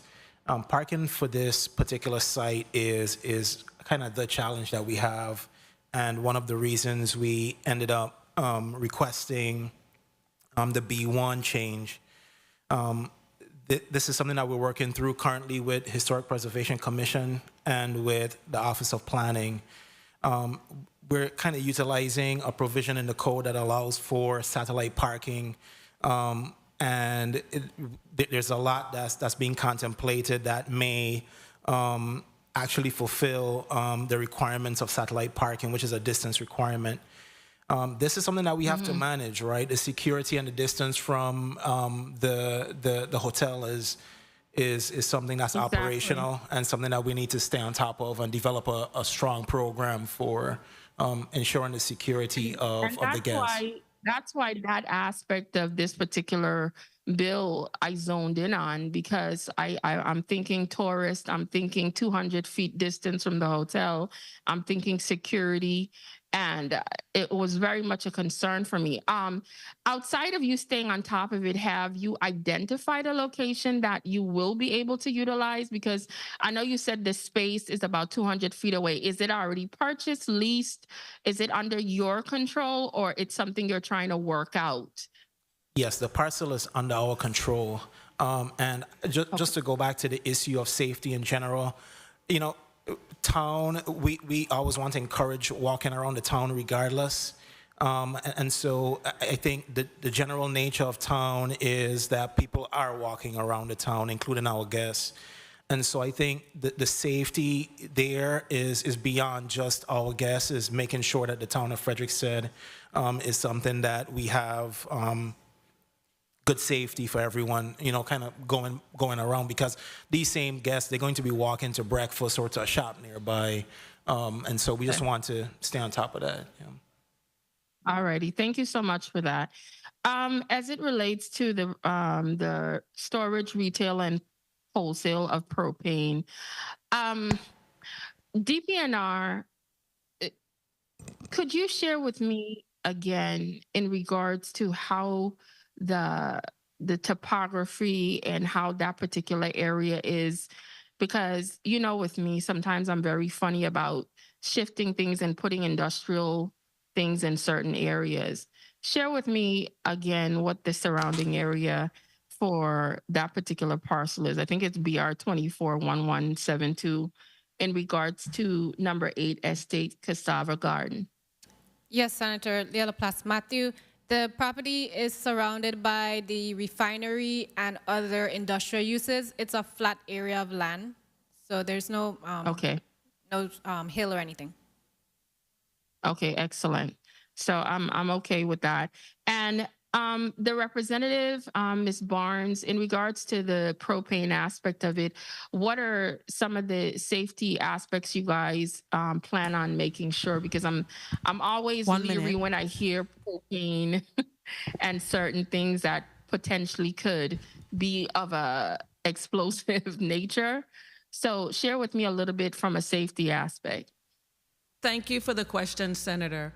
Of course, the zoning is just the first step, so you know it has to go through, after CZM, the building permit, and it's going to require appropriate fire protection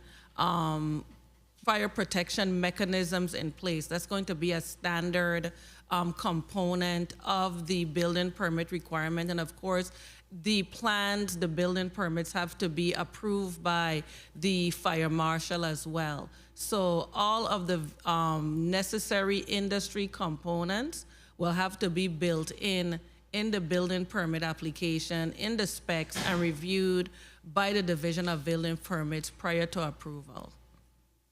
Okay, thank you.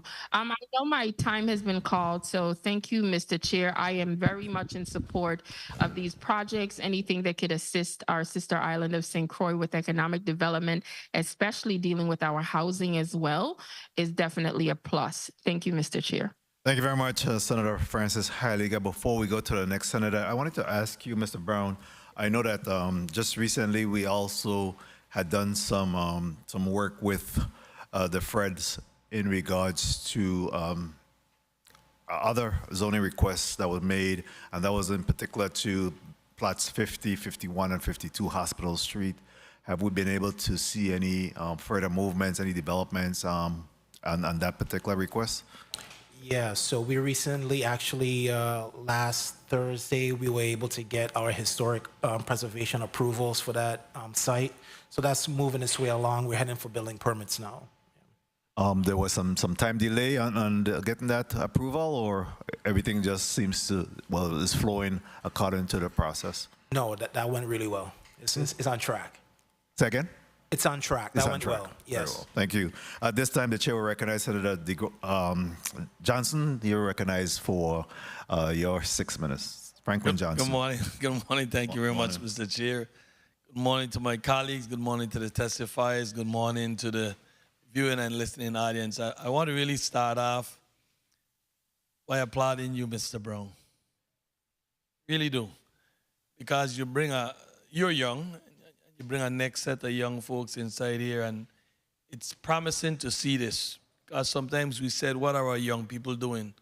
But today, take a look at it, and only Mr. Hibbert got a little age out there, but everybody else on the floor here is youngsters. And I a little older than you, Hibbert, so don't worry about that.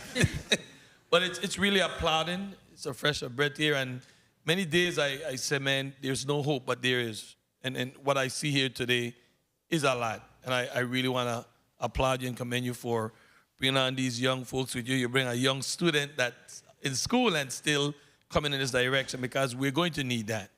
We're going to need for us to represent us. We're going to need for us to defend us, because if we don't, who will? So it's very encouraging, and I wish you young folks the best in your endeavor in what you're doing, because there's a lot of space here on this earth for you guys to really take this place and mold it to what it needs to be. So I applaud you in your endeavor, and wherever you go again, I always stay home and come back home and stay grounded, all right? Thank you very much. And not a lot of questions, because once DPNR support these measures, I rarely go against it. And even in the line of questioning the people, folks in the community, there's no bunch of opposition to them. So definitely at the appropriate time, which will be session, I'll be supporting these measures. But just a little few questions here that I want to ask Mr. Browne on Bill number 350302. What type of business does these owners have now? Because they're trying to develop, build up their property for their business. So what type of business do they do right now, and where are they located? Confirming that's 8 Mount Pleasant. Yeah. Yes. So they currently they own a pharmacy currently, and looking to relocate their business to this location. Where? To this location. Okay. Yeah. So they currently operate a pharmacy on St. Croix. Okay. And then bill number 350321. I didn't see mentioning of parking areas for that particular resident. What are they doing with parking in that? And yes, do they have the whereabouts, the finance to move forward with their project?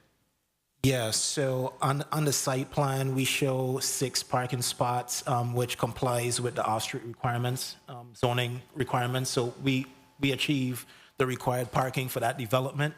And the owner of this property is actually a builder, and so he's well within his means in terms of being able to perform this project. And the entrance to the property will not be from the Queen Mary, would it be from down inside of Williams Delight?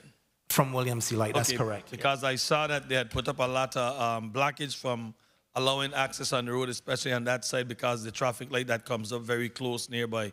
That's correct. Wanted to make sure that that's where they were going to be accessing, so that it doesn't create any problem. And then on bill number 350322, what mechanism is going to be put in place? Because I think one of the question or one of the opposition was in regards to the building being too big, and they talk about a 2-story. But based on the zoning, they can go up to 3. So what measures, and Mr. LaPlace, can you weigh in? Are we trying to make sure that they don't go beyond that 2 to block the views of the neighboring properties in the area? Mr. LaPlace, you could go ahead. I'll go ahead. The application does have to go through the CZM process, so all of that would be considered, while it's going through permitting. All right. And then I think my next will be to bill number 1172. There's some conversation in regards to access to the wells. Are we talking about the road which will be to the west of the property and getting access? Are you planning to move that fence? Because if I'm correct, there's a fence and a gate to the west of the property. LaPlace-Matthew, it's referring to the north, the Hess Road. Okay. Access from that side. So is that fence going to be moved where this project is going to be, or that north road for Hess will still be in existence and be accessible?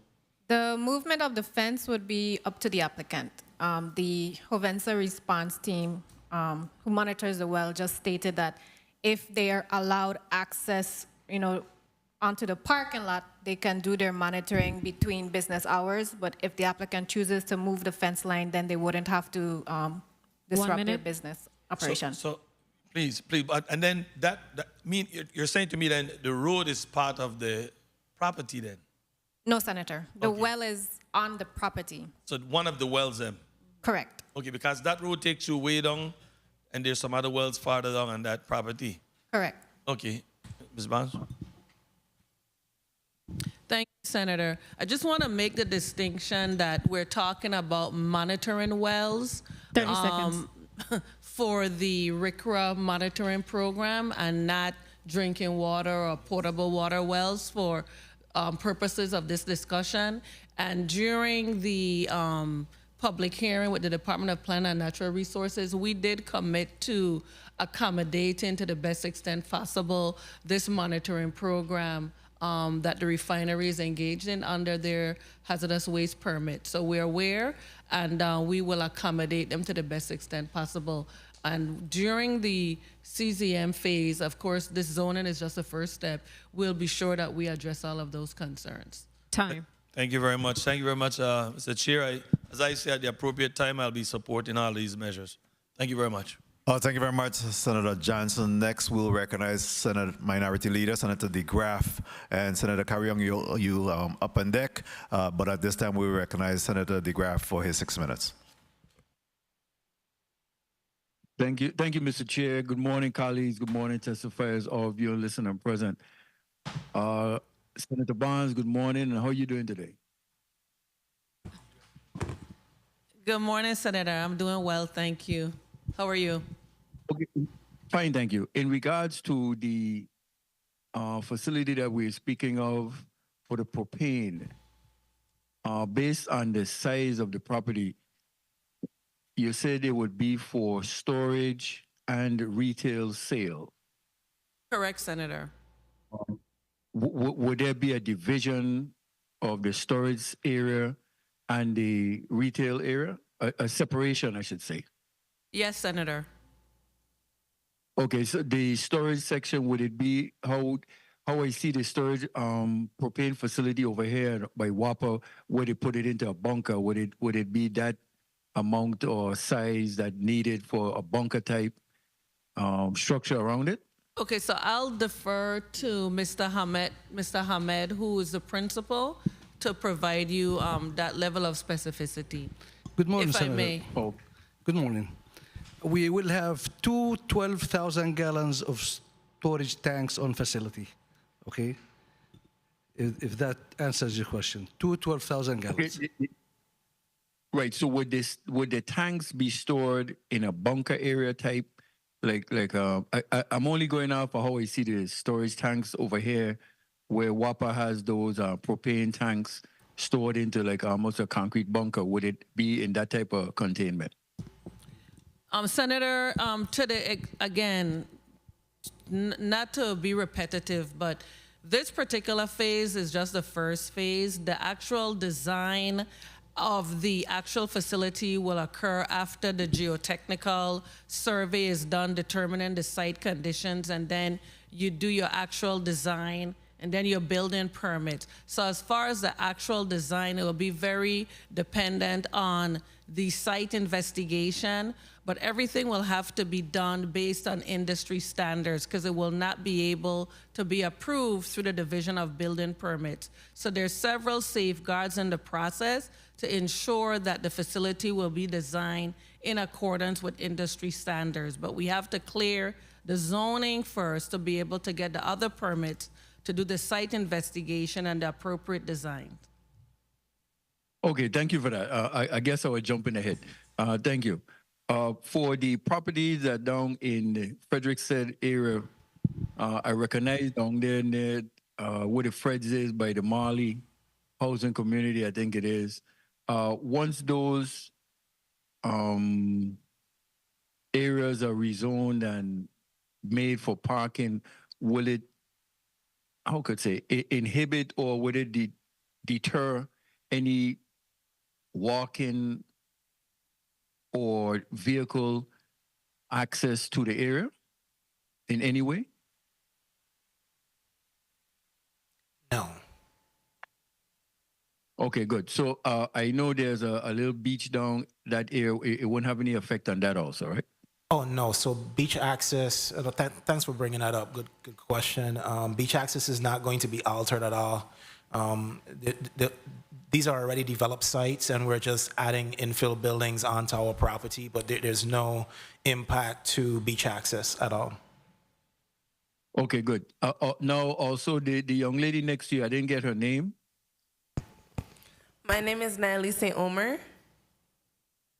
Natalie St. Omer. Okay, so, you know, I'm happy to see you there. And in regards to the process that is taking place, I would like to know, it seems that you're a senior and your endeavors is to go out and conquer the world, which I hope you will. But again, at some point, this is home. And with this process that's being taken place that you're a part of now, what is your, how could I say, what is your idea on how this whole process is going for the future of the territory? I like the new futuristic and new opportunities that the town is having for tourists to come down, which can also bring profit to the Virgin Islands. So modernizing most of the hotels and different attractions that we have down here is a great idea for this project also. Okay, so is this something that would draw you back to say, hey, the future of the territory and St. Croix in particular is bright? 1 minute. Yes. Okay, that's good to hear. So what basically would be your major studies that you'll be going after? So I want to study architectural engineering, and I'm also taking into consideration construction management. Excellent. Just what we need going forward. And like I said, I consider you a part of being the future of the world. 30 seconds. And you know, when we give you a testimony to read, it works fine. But when you have to speak ad lib, and you're doing an excellent job.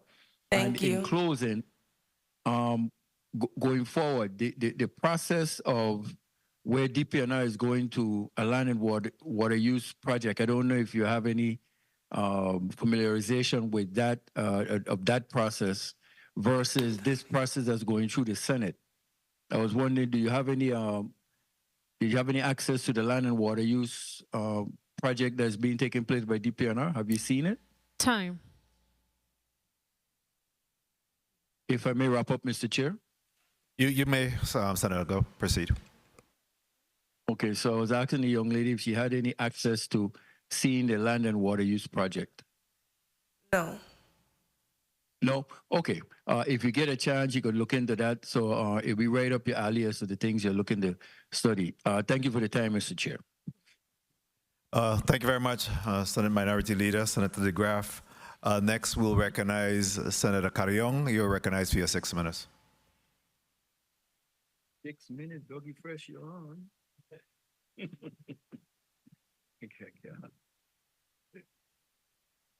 Senator Carrion. All right, we'll move on to Senator Javon James Sr. and come back to Senator Carrion once he becomes available. Senator James Sr., you're recognized for 6 minutes. Greetings to the people of the Virgin Islands. Thank you, Mr. Chair, for the time. Thank you, testifiers, for being here. As far as Bill number 35-0322, which is ZAC 24-4, I saw where we had over 14 public responses or concerns. And I just would like to ask DPNR, out of those 14 concerns, what were the concerns that stood out the most, and what was done to find some middle ground and to rectify those issues? LaPlace-Matthew, I think the greatest concern was just change, and not everyone is comfortable with change, especially if you've lived in a neighborhood for a certain number of years. And it will be addressed because there's an additional layer to this project, the Fred expansion, because it has to go through the CZM permitting process. So there's another public comment ability for these neighbors.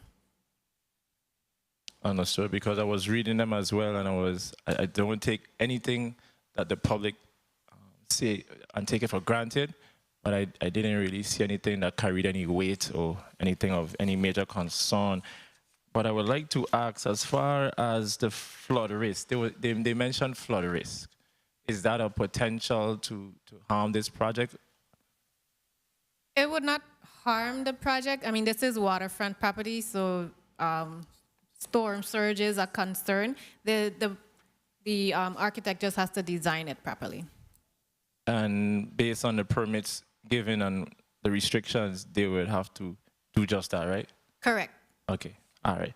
And then as far as ZAC 24-3, which is bill number 35-0321, I'm happy to see the island of St. Croix is working on the housing crisis. I respect anyone who will take their hard-earned money to invest in their properties, not just for the future of the family, but for the future of the Virgin Islands. I would be a fool to vote no in session for this, because St. Croix is in a dire need of homes and apartments, so I have nothing to say on that. As far as ZAC 24-5, that's bill number 35-0302. The same concern here in the public response is stormwater runoff on the southern lot that faces a southern residential subdivision. DPNR, can you just speak on that? So neighbors who live in the area and are aware of storm-related flooding, they expressed that concern, and due to the size of the project, the applicant will have to do a stormwater pollution prevention plan when they design the project. So that's something that can be addressed. Is that something that will delay the project? I'll have to refer to the applicant. Sure. No, that's expected. So that's part of a development of a plot this size. That's normal. And we are assuming that they have the means to pay for all these things and to make sure that the project moves along smoothly, right? Yeah, so the project is phased into multiple phases and even designed so that the owner is able to kind of attack it in increments that they could manage. So the storm pollution components of the project is something that she'll be well aware of and will be able to manage that. That's because I don't know what happened back in the days, but as we see the development of our island, we saw many times where individuals built their homes back in the days, and now the next door neighbor and neighbors down the road are suffering because of these developments. You know, because one thing with water, it takes the path of least resistance. So once you create barriers for water, well, hey, they're gonna go with everything in their sight. I just want to make sure and DPNR do their due diligence when it comes to water. As far as ZAC 24-6, it is easy for me to even support this because you're not reinventing the wheel. Based on what I'm seeing here, we already have 2 lots that are used to store propane. Ms. Barnes, is that true? Senator, in that vicinity, there are 2 other commercial businesses that perform the same 1 minute type of business, correct? Yeah, so we are not reinventing the wheel. So I'm assuming that DPNR, all you have to do was just kind of like see what you did in the past and try to make sure that this project basically falls in line. Or was it the projects before or investments before were grandfathered in? They're grandfathered in the sense that use variance didn't exist back then. So they were rezoned, they're substandard, but we now have the use variance, so the applicant is going that route. And because I was doing a little research here and I saw back in the days prior to, I think it's Act number 5516 in 1990. But hey, that's why we have the land and water use plan that should be eventually coming to fruition. One day, probably we wouldn't have the need to have this conversation in the Senate because we're going to rely on the subject matter experts. But until then, this is our job. And I just want to wish every single one of you who decided to invest in St. Croix the best. and to keep doing what you're doing. Thank you, Mr. Chair, for the time. Thank you very much, Senator James Sr. Next, we'll go to Senator Angel Balcas Jr. At large, you're recognized for your 6 minutes. Thank you, Mr. Chair. Good morning, Mr. Chair. Good morning, colleagues. And good morning to the listening and viewing audience. And of course, good morning to the requesters of rezonings, along with the Department of Planning and Natural Resources.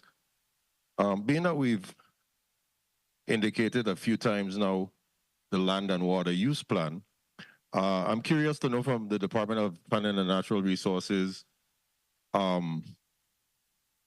how do these and other zonings that we've seen recently fit into the long-term land conservation and sustainable development goals of the land and water use plan? Thank you, LaPlace-Matthew. So with the comprehensive land and water use plan, we now have the vision that the people of the Virgin Island has for development, conservation, preservation, redevelopment of the islands. So once that is adopted, that plan is basically the backing we could use to apply for federal funding to assist with different endeavors, whether it's zoning reform or funding for conservation purposes, etc. Okay, and all of the most recent rezonings to include these are all potentially aligned with what is considered to be the comprehensive land and water use plan currently being drafted? Yes, Senator. Very well. Let's start off with number 8, Mount Pleasant. I was wondering, can you confirm whether it's the department or the requester, if they can confirm the current infrastructure for water, sewage, and utilities? Can the proposed commercial development handle or bear the cost or the implementation of those additional water, sewage, and utilities? Is there access to them, or is that something that will come at a cost?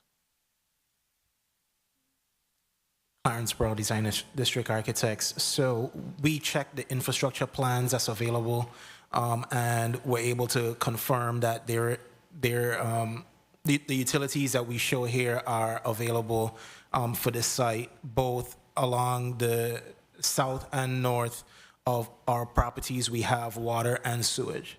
So connections are available for this development. And we've also reached out to the different utilities to confirm that these are in use and in good shape. As you know, the application fees typically account for the additional load that you have to take on. So that's something that's addressed through the connection fee, right? Okay, so they're accessible. Okay, so what is the long-term vision for the property? Can you provide some more details concerning the type of anticipated businesses or the economic contribution that would benefit St. Croix if this were to be rezoned for your purposes? Yes. So phase 1 is a retail store and pharmacy. This is an existing business that will be relocating to this site. Currently, the owner is a tenant elsewhere and is seeking to develop and own her own property. So that's kind of the phase 1 portion of that site. Additionally, she's seeking opportunities to also provide additional space through a mixed-use retail and residential development on that site. As we get further back into Mount Pleasant, that property will be accessed from the residential road, and we deemed it generally inappropriate to bring commercial functions back into the neighborhood. And so all the commercial activity is along the Centerline Road.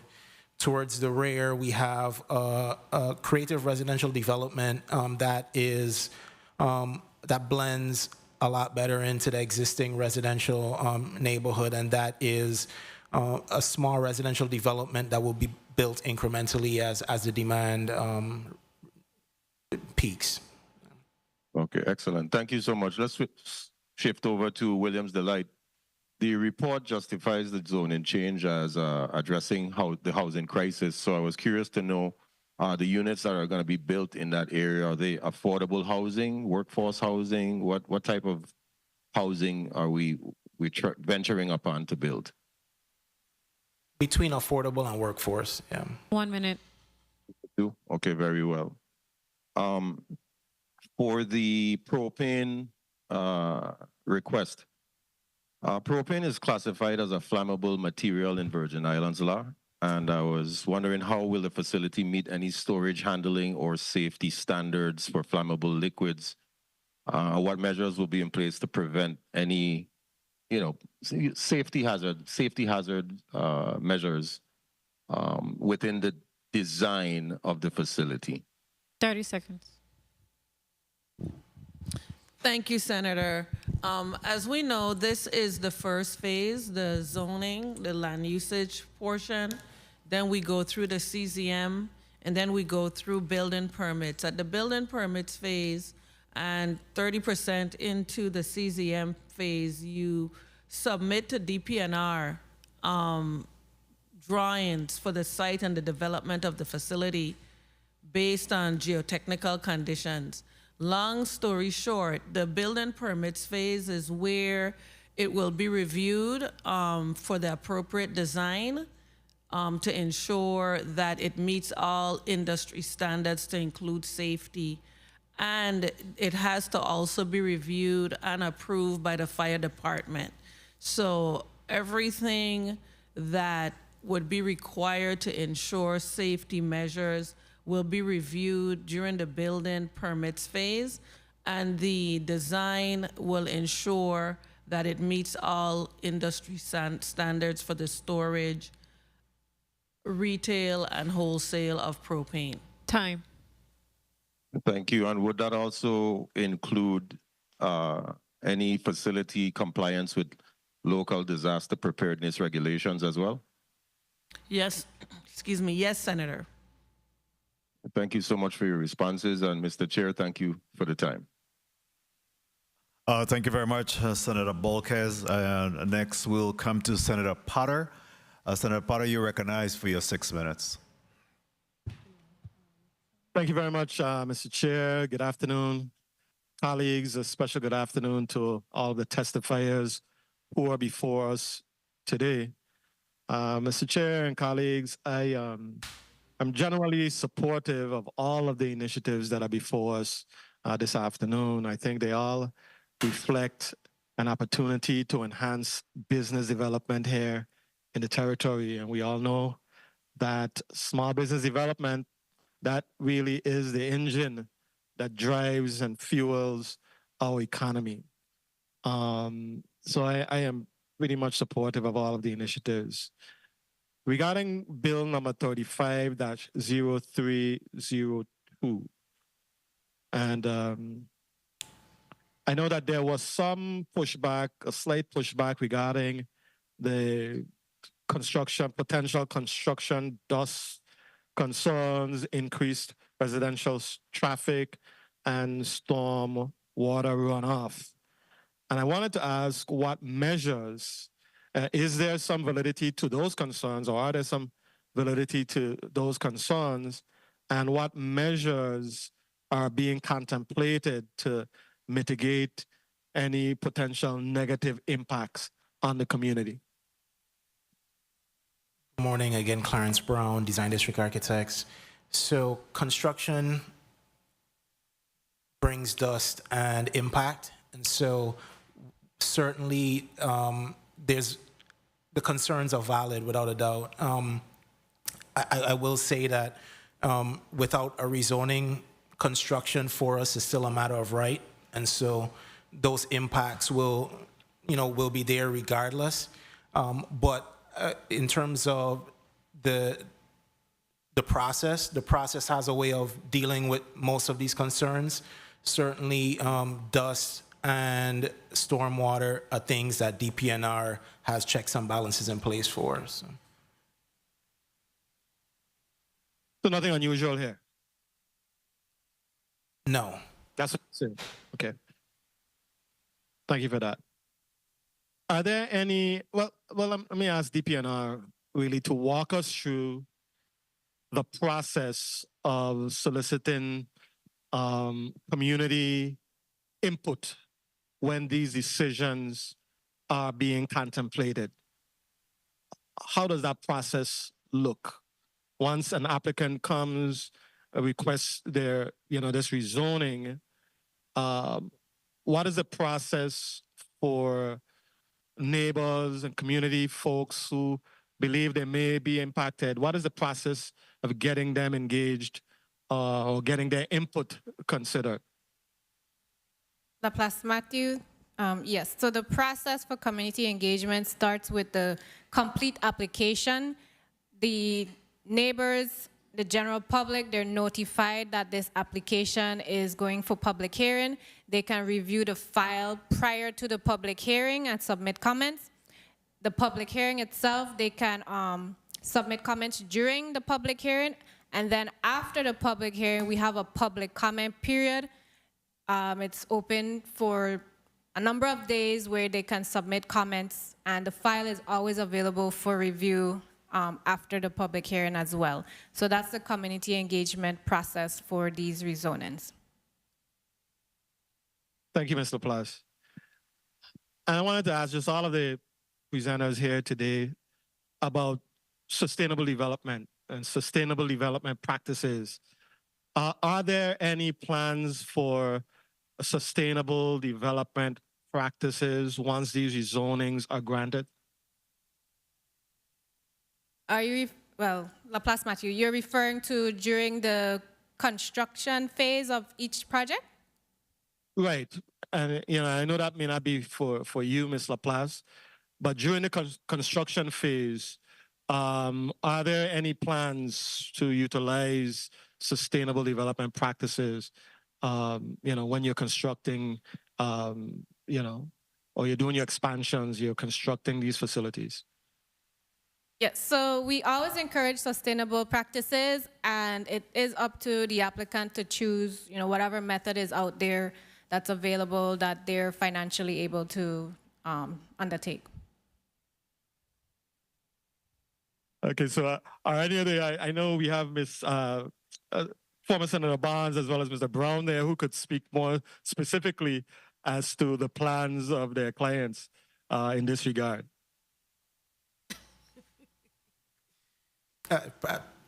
So right now, I think that's something that will be considered the next step for us after we get the rezoning. We'll refine the development plans, budgets, and the exact sustainable features that could be incorporated into the project. Senator, as well, notwithstanding that the project that I'm representing is an industrial/commercial activity, but to the best extent that sustainable characteristics can be incorporated, they will be. Yeah. Thank you very much, testifiers. At the appropriate time, I plan to vote favorably for all of these initiatives that are before us today. Thank you very much. Thank you very much, Senator Potter. Next, the chair will recognize Senator Maurice C. James. Point of information, Senator Volquez. Thank you, Mr. Chair. Mr. Chair, I wanted to ask a point of information because I believe our colleague brought up a very salient point. And it leads me to want to ask this question. How frequently does DPNR conduct inspections to ensure that facilities comply with the terms of the variance in the sense of whether it's environmental or safety regulations? While I'm not against any of the projects before us, I believe he brought up a very salient point that leads me to be curious to how the department follows up in this regard. LaPlace-Matthew. LaPlace-Matthew. So during the building phase, there are several inspections that are required.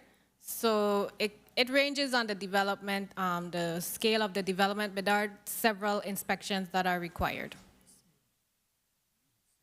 But how frequently they're required in order to get the certificate of occupancy for the property. After the fact is what I'm also trying to get at as well. You mean once a building has a certificate of occupancy? Yes.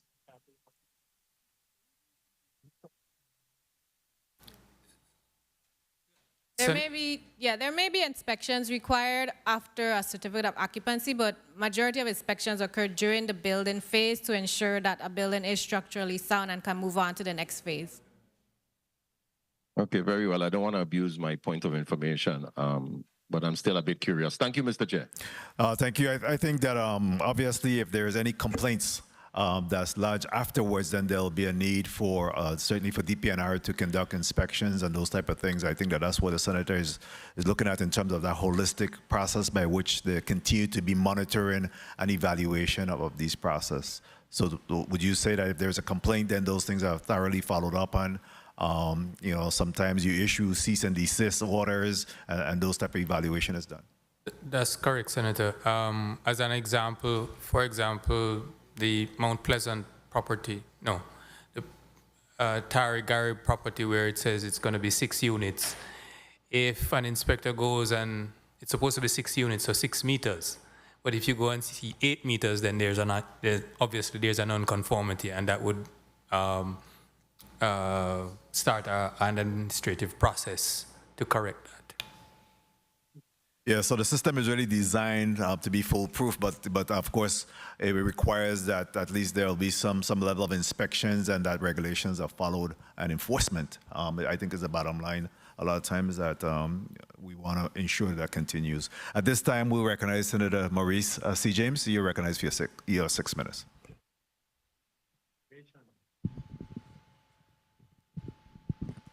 Thank you. Thank you, Mr. Chair. Having a hard day today, as you know. Yeah. Good afternoon, Virgin Islands. Good afternoon, testifiers. Good afternoon, colleagues. Good afternoon, everyone in and outside the room. I, first of all, want to start by asking Ms. Nayeli St. Omar, because this was a pleasant surprise. This young lady is my summer student, and I didn't know that I would see you here today. So you made my day. I just want you to know that. How was it working with Mr. Browne?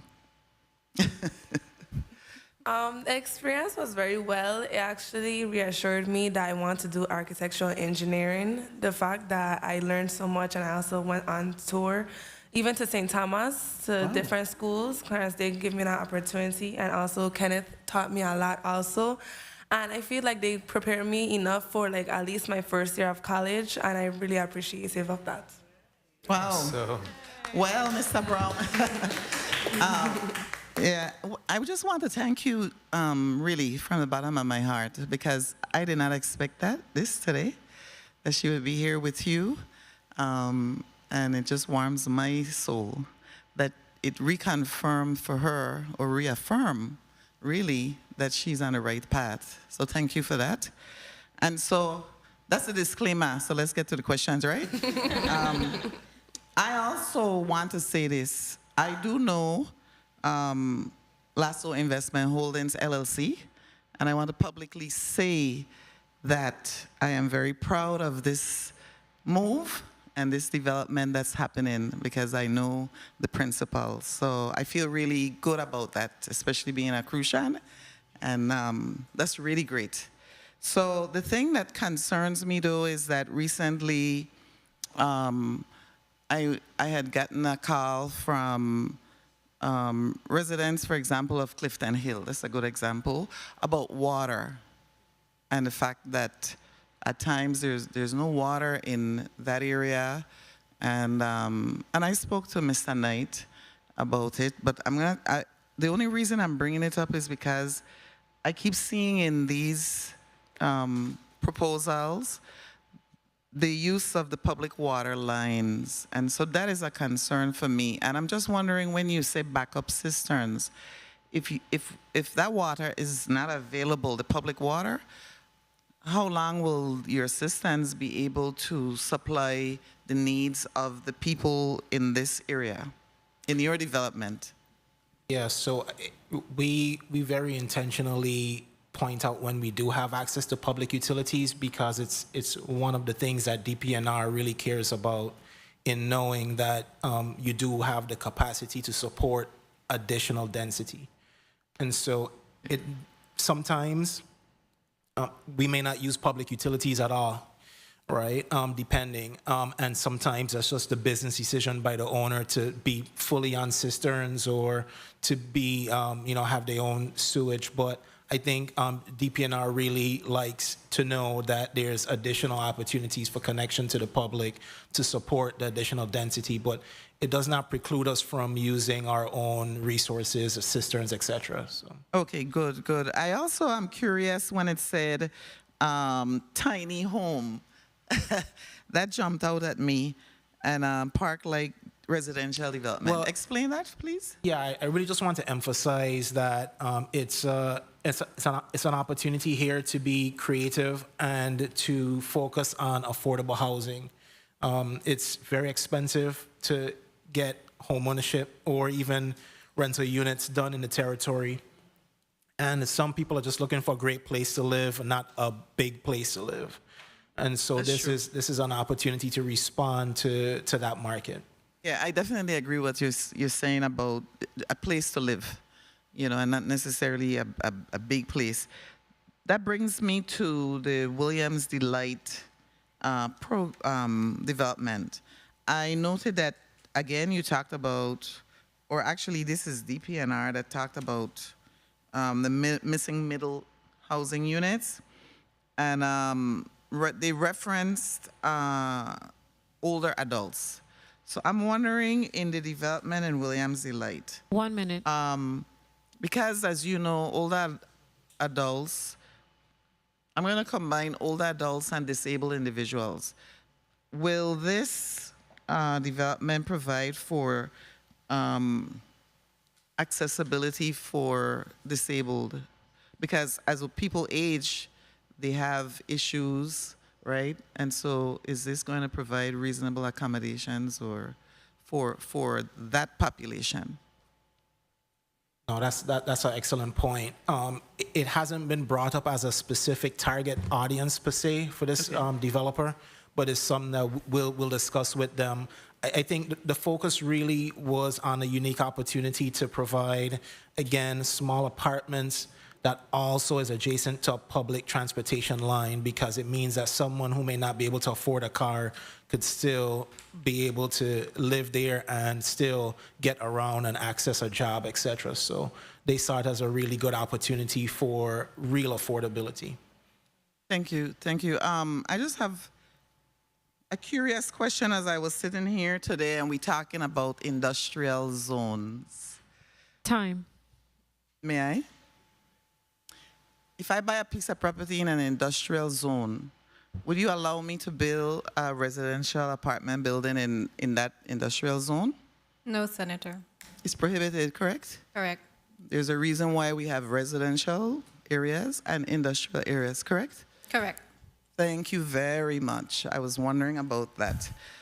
I am supporting all in here because DPNR said they're acceptable rezonings. Thank you.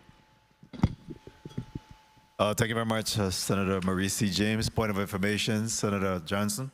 Thank you very much. The line of question that my colleague just asked, I wanted to a little expand on it, and Mr. LaPlace, I'm going to need your assistance with this, because she spoke about older folks and, ability to enter and get around a house. And if I'm right, that there's some benefits if you put a ramp in your property, and could you expand on that? And it's important that Mr. Browne share that with some of his clients, because when you put that ramp in the property, it gives you some tax benefits. Can you, if you know Ms. Browne, Mr. LaPlace, can you expand on that? I'm not fully aware of that benefit. It's through Division of Building Permits, who has more information. My colleague. Yes, Senator. So there is, I'm not with permits, but as Senator James asked a question, there is an incentive-based program for ensuring that what you're developing now is able to accommodate ADA accessible in the future. So if you build it now, you get some incentives. So it's something that the applicants can think about. Thank you very much. Just wanted to get that. Yeah.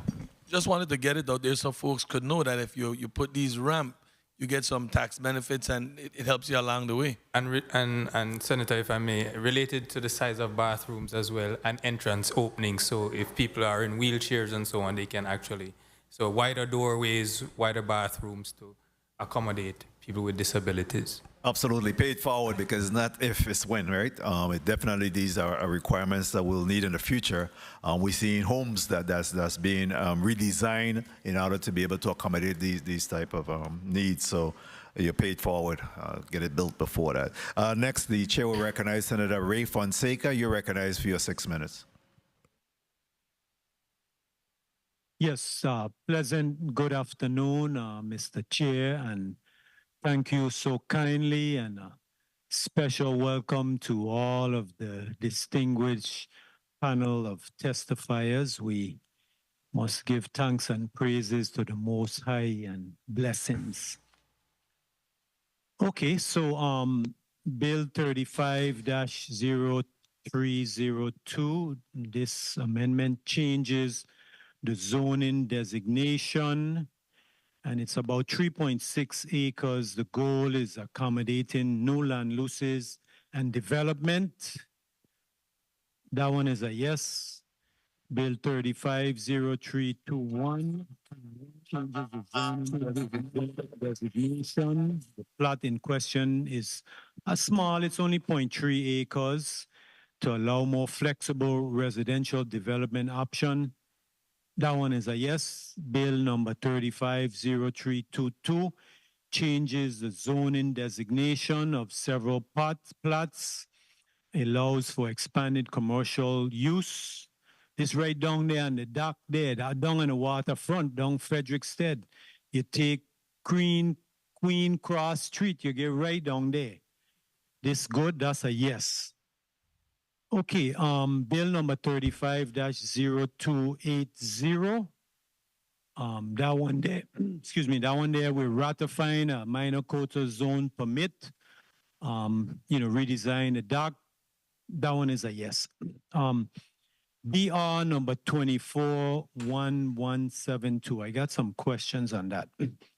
So propane retail and wholesale, you say it's going to be two 12,000 gallon tank, storage tank. So that's about 24,000 gallons. I want to convert that to barrels, and I noticed that one barrel is 42 gallons, so divide 24 by 42, you get 571 barrels. So question, individual sales and also wholesale. Do you envision that you would be eventually bidding or you would be selling propane to WAPA with this facility? Ms. Senator Barnes? Senator, thank you for the question. No, this is not that type of facility. This is a facility that's going to be providing the sale of propane similar to what you see with the other propane gas companies for either residential use or commercial use, but not for large scale industrial usage, and definitely not to be a power purchase provider for the Water and Power Authority. Okay, thank you. So you're going to do the individual sales so you can bring your small portable gas tank there and you'll fill it up, right? Correct, Senator. Okay, so now the insurance, DPNR, is there any special insurance or is it the same insurance? Because I'm looking at a fire potential. Of course, we don't want to wish that, but is there any specific separate insurance requirements for fire for this facility? So, if I may, again, this will then have to, this zoning or use variance is the first step in moving forward with all the requisite licensure as well as permitting of this facility. So when it goes through the licensure process at the at the Department of Licensing and Consumer Affairs, to get the facility the appropriate license, you will have to have the appropriate insurance coverage as well associated with it. Okay, good. I understand it. Okay, so your investment is between 250,000 to 300,000. What type of construction? Is it going to be a metal tank? Is it going to be a lined concrete facility? And is it going to be above ground or below ground? Can you give me some more specifics if you have that level of detail at this time? Okay, so I could state that it would be above ground. As far as the details, specificity as it relates to the facility design, again, it's dependent on the geotechnical or site conditions of the area. That investigatory work can only occur once the zoning is approved and the appropriate permits can be obtained. And then it would be appropriately designed based on the geotechnical conditions of the site. What I can commit to stating is that the design would have to adhere to industry standards. 30 seconds. With all the safety measures in place, because it would not be approved by building permits. Okay, thank you, Senator. Real quickly, because, you know, last year in Bovoni came before this body a similar proposal to store propane, and they had called them squatters. But I know they got some homes, if you're facing it on the right-hand side. How many feet are those homes? DPNR, how much feet are those homes away from this plot? They got some homes there if you're facing the lot on the right-hand side. How many feet are those homes away from this lot? Time. If I recall correctly, they are within, I believe, 200 to 300 feet, Senator. 200 to 300 feet. Well, Sir Popa. You see, out at Bovoni, it was about 500 feet, and you recommend no. So 1,100, something like that. So DPNR, your recommendation is a favorable recommendation on this, right? Yes? No? DPNR? That particular application. Mr. Chair, can I be allowed to finish, Mr. Chair? DPNR recommended Was my time approval. Excuse me. Mr. Chair, was my time called? I didn't hear. Your time was called, but you could go ahead and wrap up, Senator. I think the DPNR representative is responding to you. So DPNR, the question is a question of consistency. They came a zoning for a propane tank out in Bovoni, which is right next to the dump. This is right next to the dump. Your recommendation, I believe, correct me if I'm wrong, was a no on that. But this one here, your recommendation is different, and it seems like those homes are even closer than they were on St. Thomas, and this was beyond, right close to the dump. So you can explain on the chair's time, and thank you very much, Mr. Chair. I don't want to abuse my time. Thank you very much, Senator Fonseca. I think there's some clarity that's required. Ms. LaPlace-Matthew? Yes, with that application, DPNR recommendation was approval, Senator. We did recommend approval.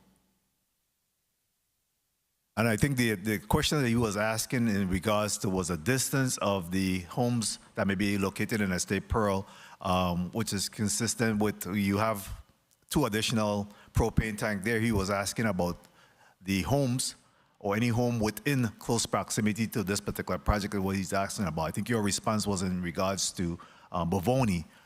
So that's what needs to be clarified. Your response was in regards to this question in Bovoni, and not necessarily what was the question in terms of the home on St. Croix Estate Pearl. Okay, yes. So for St. Croix, the Estate Pearl homes, it's way greater than 1,000 feet. Yes, Senator Fonseca, you need a follow-up on that, because I think that she misunderstood your question in regards to the home at Estate Pearl compare, and she thought you meant the home at Estate Bovoni. So if you need some clarification, this is an opportunity to do that. Yes. Yes, thank you so kindly, Mr. Chair. I really appreciate it. Okay, so, okay, I stand corrected. You had recommended approval on the Bovoni, but the senators, we had an extra concern. But you're saying in St. Croix, it's more than 1,000 feet away from the lot. That's where the tank is going to be, more than 1,000 feet away from the home. Is that correct, Ms. LaPlace? Correct, Senator. Okay, thank you, thank you, thank you. Blessing. So this one is a yes. Thank you very much, Senator Fonseca. Next, we'll come to Senator Joseph. You're recognized for your 6 minutes.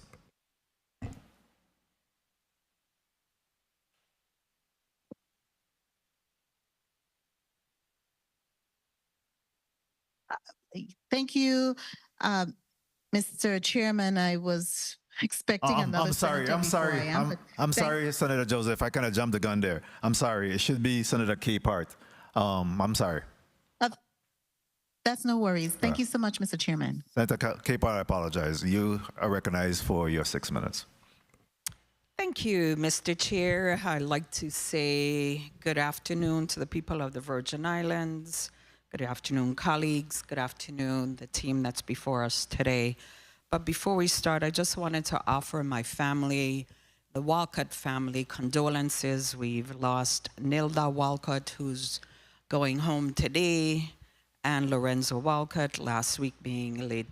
That was laid to rest. So I just wanted to offer my condolences to the Walcott family and say, Mr. Chair, the bills that before us today, I am just so happy to say that I will be supporting all of these measures because they address from revitalization in the Frederiksted area, house shortages, and even the propane shortage. Guys, I've heard the complaint of individuals who, when need to refill their propane tanks, they got to wait a week, 2 weeks. Yeah, and it's crazy. So I heard somebody telling me the other day, I think I'm gonna go in a propane business. So here today now, we have this other option of a third company. So I'm very happy to be supporting these measures when we have the opportunity to vote.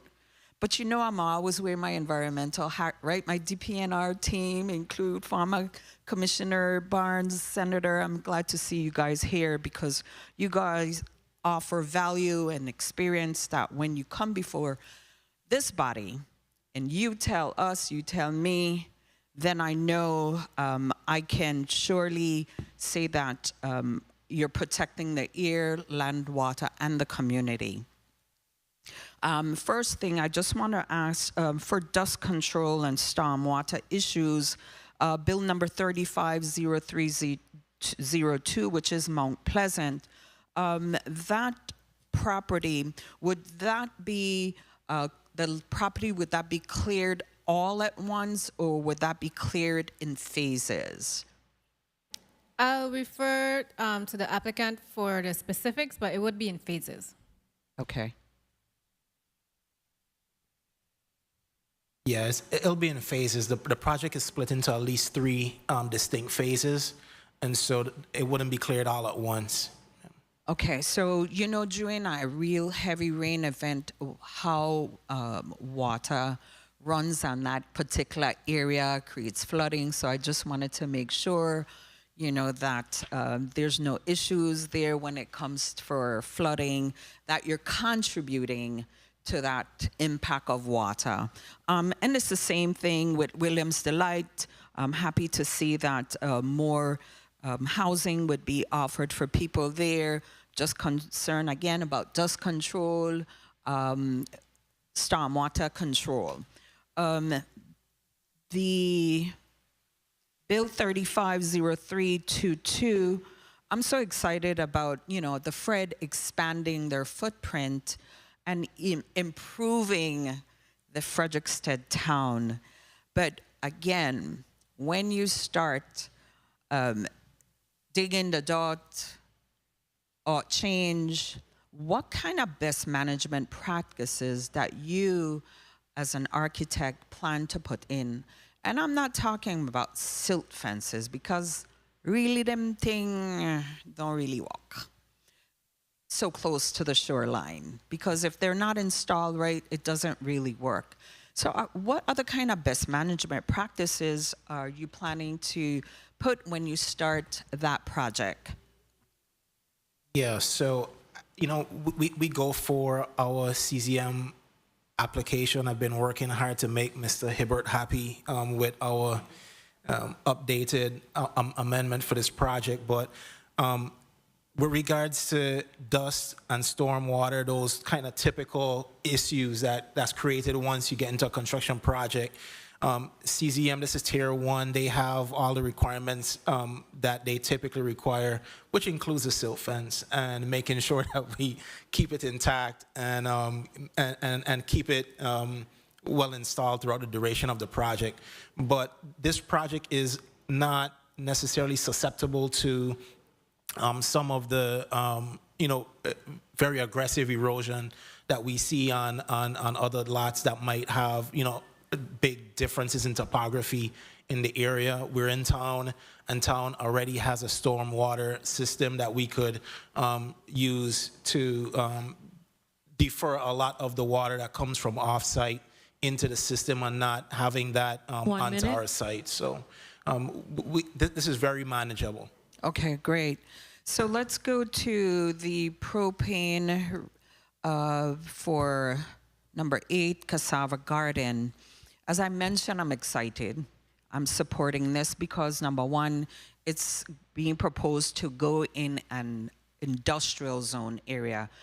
But I heard one of my colleagues ask former Senator Barnes, 30 seconds. If you really think about, was my time called?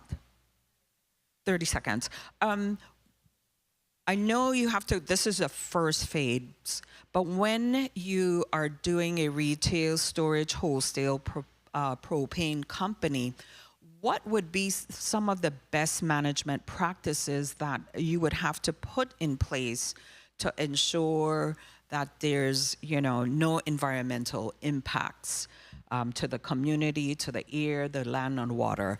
I'm just curious to know what kind of best management practices as you going through preparing for this project. Thank you, Senator, for the question. Are you asking in terms of BMPs during the construction phase, or are you asking about what safety measures will be in place for operations? Safety measures after everything's in place. Okay, so the design will dictate the appropriate safety measures based on industry standards, right?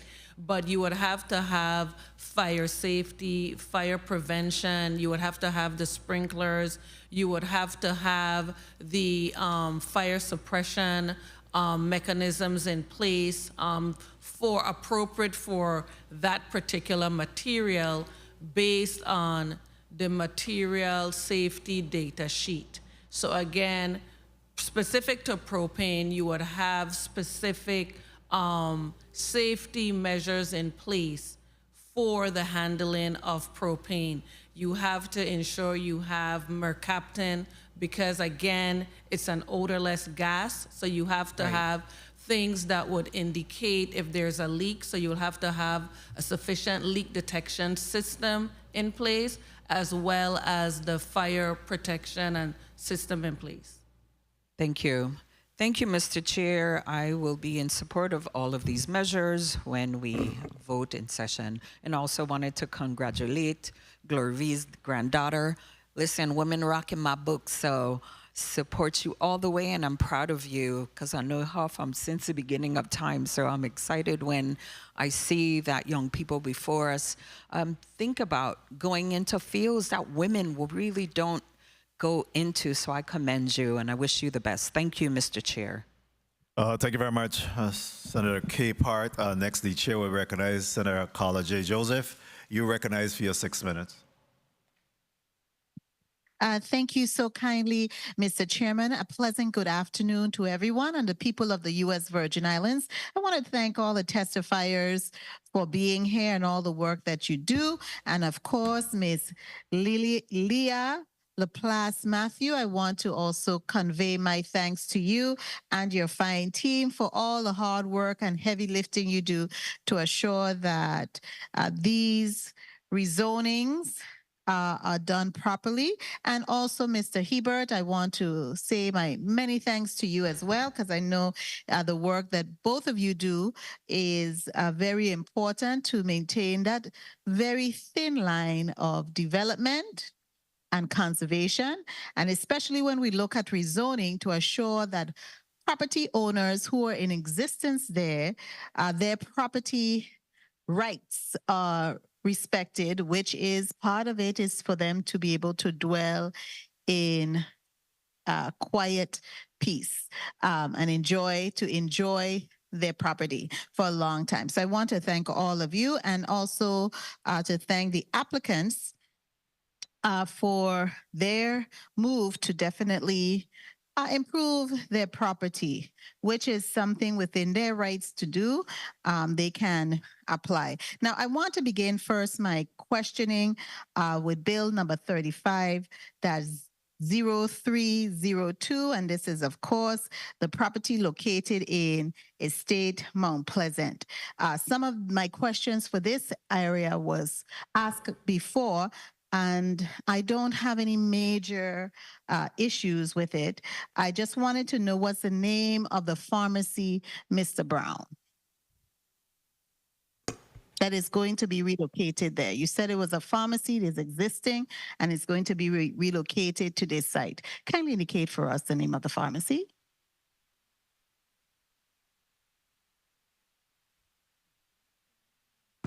Neighborhood Pharmacy.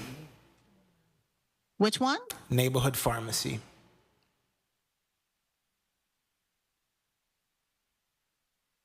Thank you so kindly. One of my St. Croix colleagues who is in St. Thomas is familiar with it, so very good.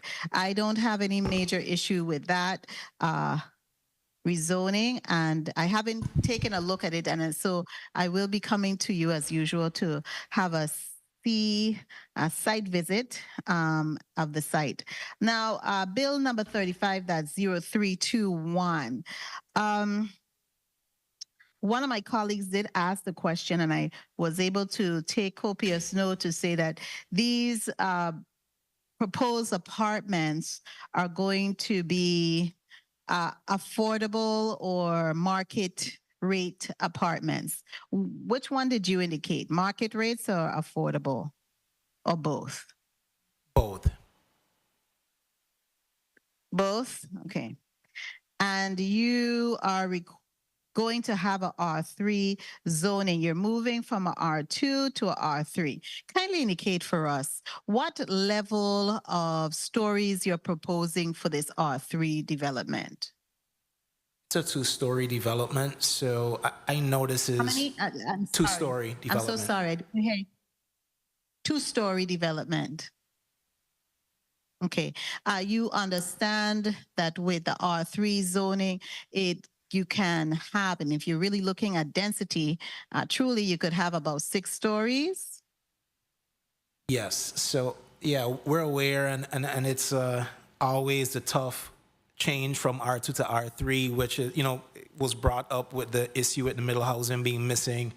We're only interested in 2 stories. It fits into the adjacent neighborhood. We think anything more than that is creates more problems than benefits. So we're comfortable at 2 stories. Okay. All right. Thank you so kindly for that. I don't have any issues with that. I'm hoping that before these rezoning come to the full body for consideration, that I get to see them and talk to some of the adjoining neighbors myself. Okay. Now, bill number 35, that's 0322. This is a property located in Strand Street, and this is for the Fred Hotel. Correct, Mr. Browne? This is you once again. Yes. Okay. Now I noted one item, and I was kind of concerned about it. 1 as minute.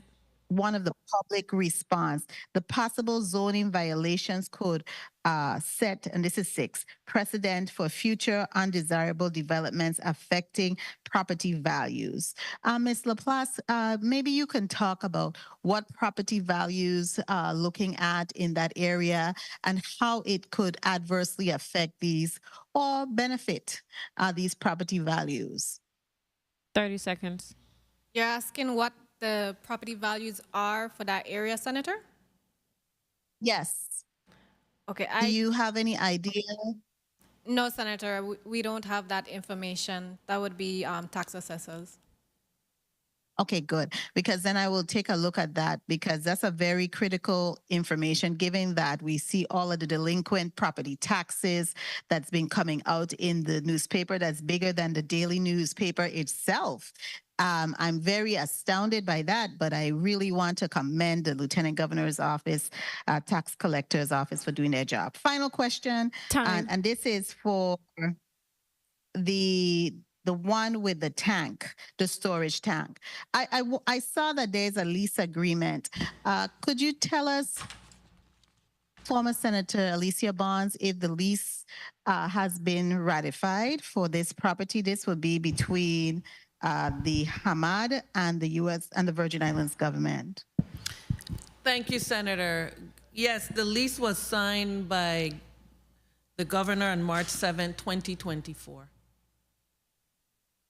Okay, our copy, but has it been ratified by this body? That's what I'm asking. It's been signed, but has the lease been ratified by this body? Okay, so the present lease is just the 1 year, short answer no, because it's just the 1 year lease that allows for the zoning and site investigation.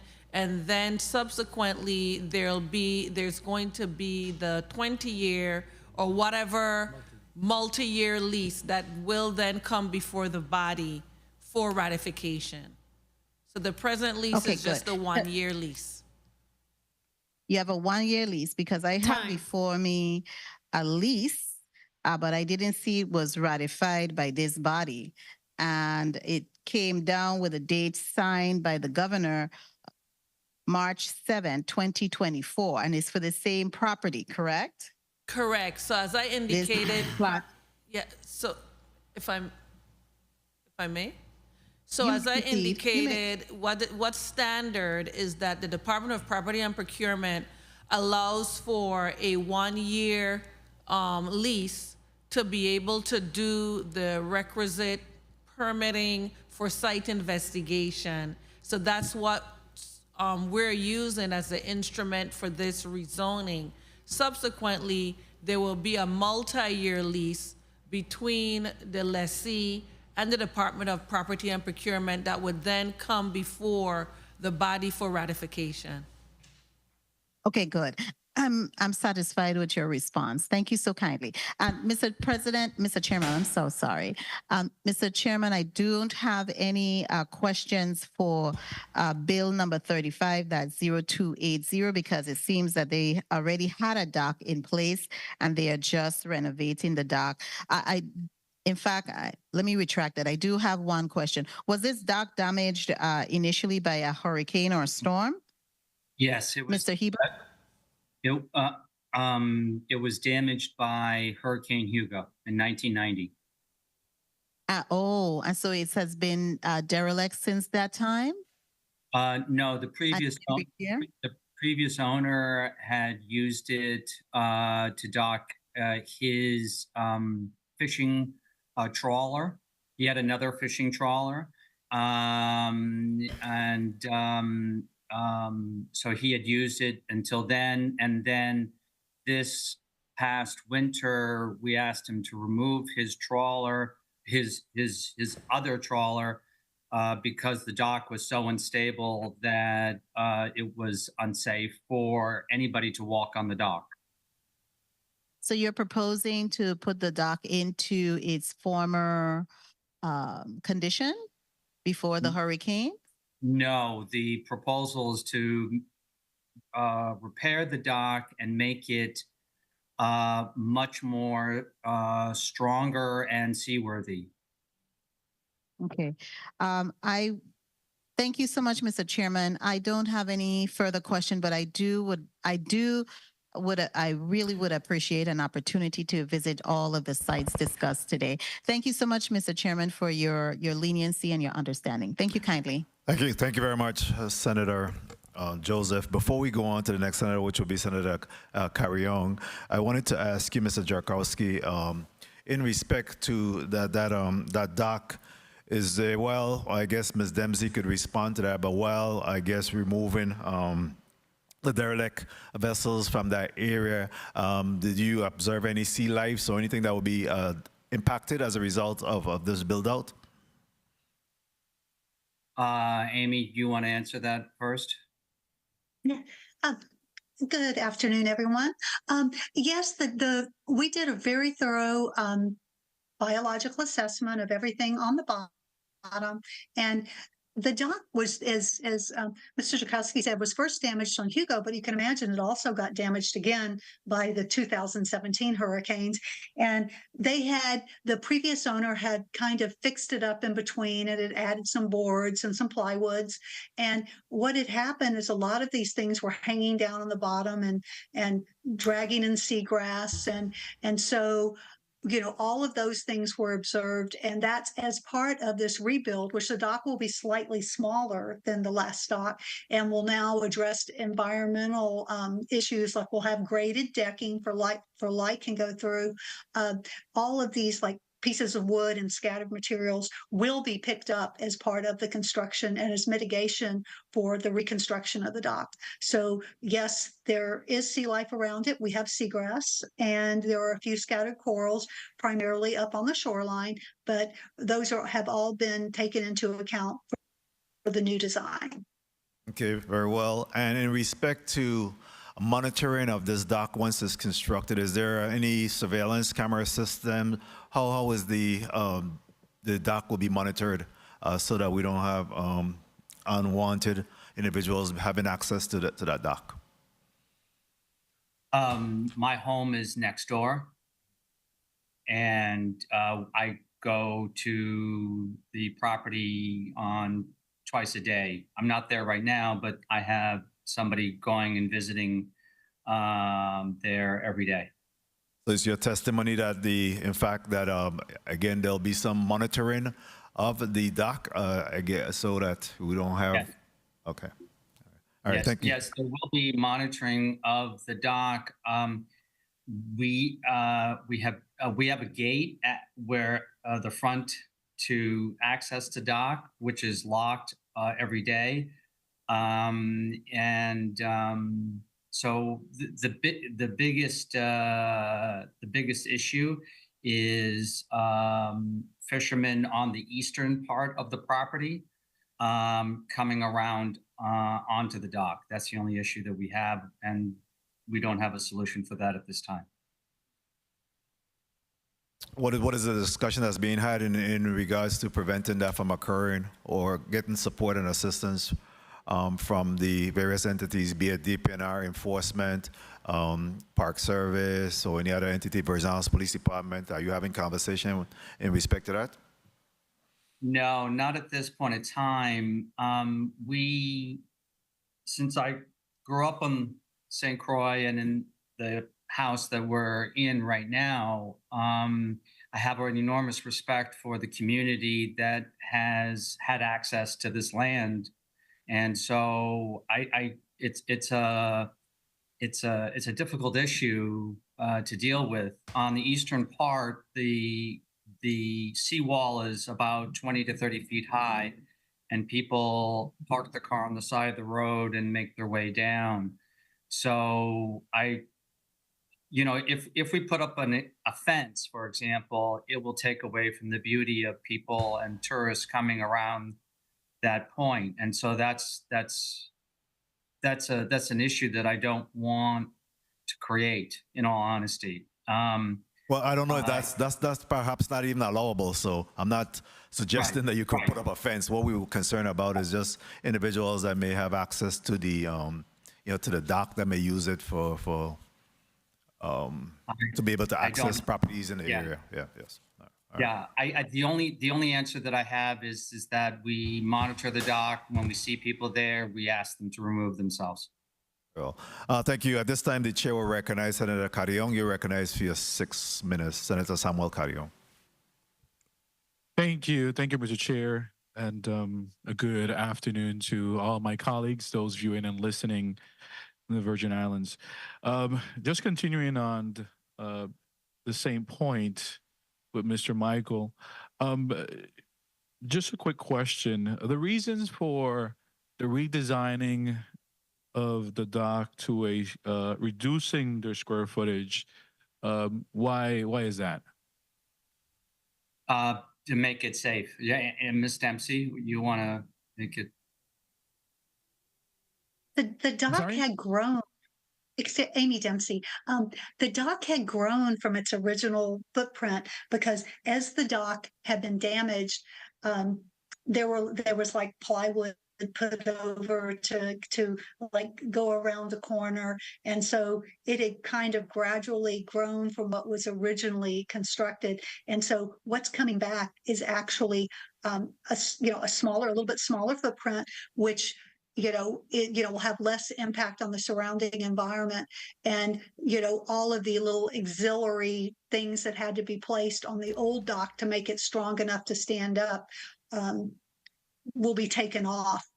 And, that's one of the big concerns right now, is because we walked out on the dock and swam all around it. And at this point in time, that dock is not safe to be walking on. Very well. And the use will be just for private use only? What's the purpose of the use? Private use. Private use. Very well. And I have to join my colleagues also in stating that today's a good day. Every time we have zonings like this, rezonings like this, that we see that is entrepreneurs, local individuals that are really stepping out, expanding their business, looking for business opportunities is always great. Like we continually say, small businesses is the engine that moves this government.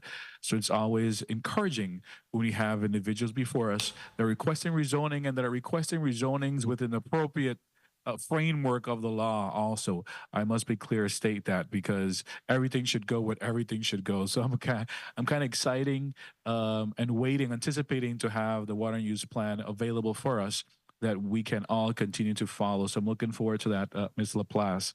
Now, regards to Bill number 35-0302 with Mount Pleasant, I must commend the company, Lasso Investment Holding, for really tapping into what it is, creating a housing opportunity for everyone. And I was really caught my attention also the fact that they're looking into having tiny homes. So that's something unique, 1 bedrooms and so forth, which is great. And like most of these that we have before us today, we really didn't have any opposition, and the recommendations from DPNR, which is always great to see, are all favorable in most of them. So I will be at the appropriate time when this comes before us in session, will be voting favorable on Bill 35-0302. Bill 35-0321 with Williams Delight. Also, there I see there's no opposition. There's 2-story buildings two-story buildings that will be erected in that area. And there's also recommendations favorable from the Department of Planning and Natural Resource. With Bill 35-0322, which is in Frederiksted, I see there were some concerns that were raised, and I just want to make sure that these areas are covered. I see that DPNR indicated that the property owners are seeking additional lots for requirement parking lot. What's the status of that acquisition, Mr. Browne? So since that letter was written, there has been a lot that has been acquired. However, as a downtown construction project, as you know, it's very difficult to accommodate the off-street parking requirement in our historic towns, and so we will be depending on a parking waiver from historic to complete this project. All right. So the lot that was acquired can hold how many vehicles?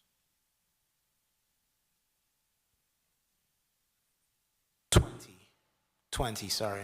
Mr. Brown? 20 parking vehicles? spaces, yeah. Great. And some of the concerns that was addressed with regards to the public beach access, will there be any impact on the public beach access? 1 minute. No, there'll be none. There's no right-of-ways being impacted. These are already developed lots, except for the 142, which, again, there's a public access right next door and a public park on the other side. So there's no impact to beach access, no change to beach access. Very well. And some of the community concern in regards to the result in diminishing property value. Do you see this development as diminishing property value or increasing property value? What's your position with regard to that? And Ms. LaPlace could join in also. 30 seconds. It does neither. We have development rights under W1 that we could go out there and build quite a range of developments right now that would harm property values a lot more than our request here. What we're requesting, the change of zoning, is solely so that we're able to add additional guest rooms to the hotel. And so there'll be no negative impacts to the property values in the area. Ms. LaPlace? Property value, it's a case-by-case assessment, so it's hard to say if it'll be a decrease or increase, but our assumption is because it allows for revitalization, property values would actually go up because it'll improve the area. Time. Good. And with regards to BR number 241172, Estate Cassava Garden for the use of the variance. I think that's the one for the propane storage that we have former Senator Alicia Barnes here, correct? That's correct, Good. Senator. Good. I see no concern. As a matter of fact, I think it's good for the market to have other businesses in this field. So I commend the owners for moving in this direction, and I will also be supporting this measure as it comes before us. So thank you very much. Lastly, Mr. Chair, if you allow me to ask one last question. You may proceed, Senator. Thank you. For the development of the Fred, how many jobs will be created once a project is completed? Do you know during the construction phase?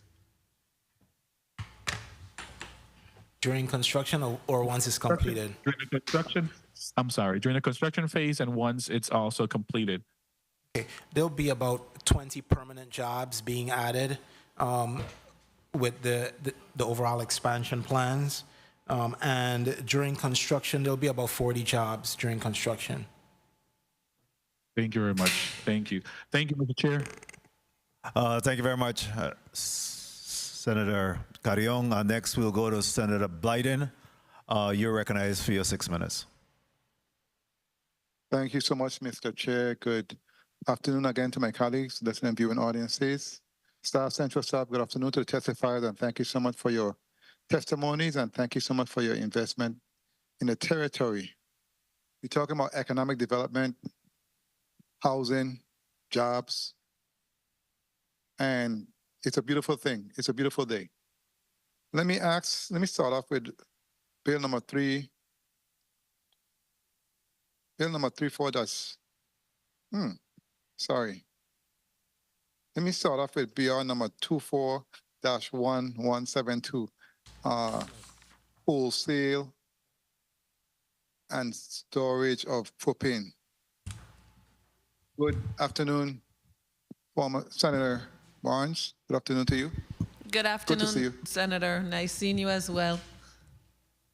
Let me ask you to expand a little bit for me, please, in respect to this project and the process in terms of the 1 year and then have it coming back for ratification by us and approval from us in order to move forward. Can you speak succinctly about that, please? Yes, to the audience? yes, Senator. So what has been standard practice Since I've been engaged with DPP on these types of lease, Department of Property and Procurement, is that the department allows for a 1-year lease for the applicant to do, the lessee rather, to do exactly what we're doing, get the appropriate, if necessary, zoning change, and if not zoning change, get the appropriate permits to be able to do site investigation, site work, to be able to have an appropriate design.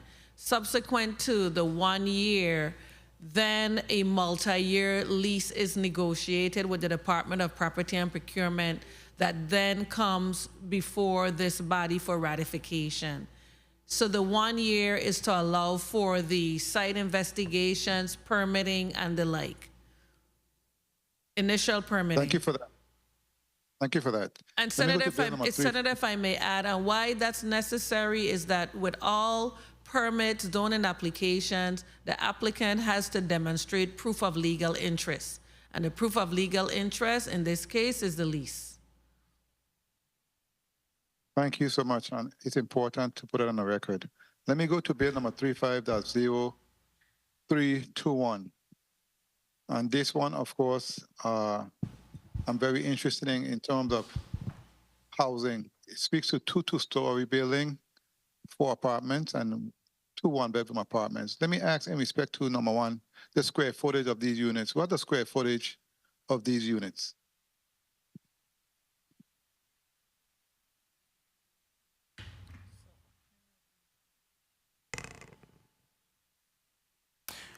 Good day, Clarence Browne, Design District Architect. So the 1 bedrooms are about 660 square feet, and the 2 bedrooms are 968. 660, 968. And how much acres are we speaking of again? Can you repeat that for me, please? I didn't get 0.3 that. acres, approximately. 0.3 acres? Oh, so these are tiny homes. No, these are pretty standard size apartments, but they're on the smaller side, yes. Very well. Let me ask also, in respect to the finances are in order to move forward? Yes, the owner is able to move forward. And you said 12 to 16 months. And I would also like to ask in respect to construction jobs, about how many construction jobs are we speaking of in respect to this very important project? About 8, and I want to emphasize the owner here is a contractor, and so he has a kind of in-house capability to do this job. Understood. Let me go to bill number 35.0322, the Freds.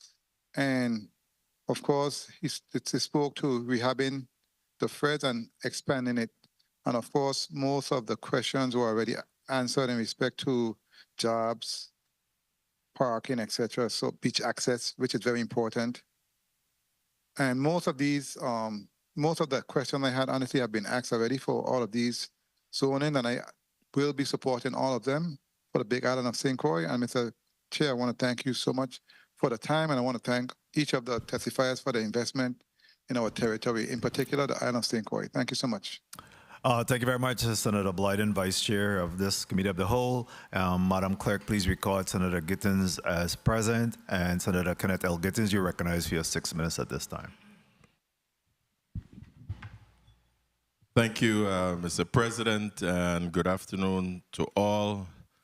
But an extra special welcome and good afternoon to our student, Miss, I hope I get it right, Nayalise St. Omar. St. Omar, welcome to you.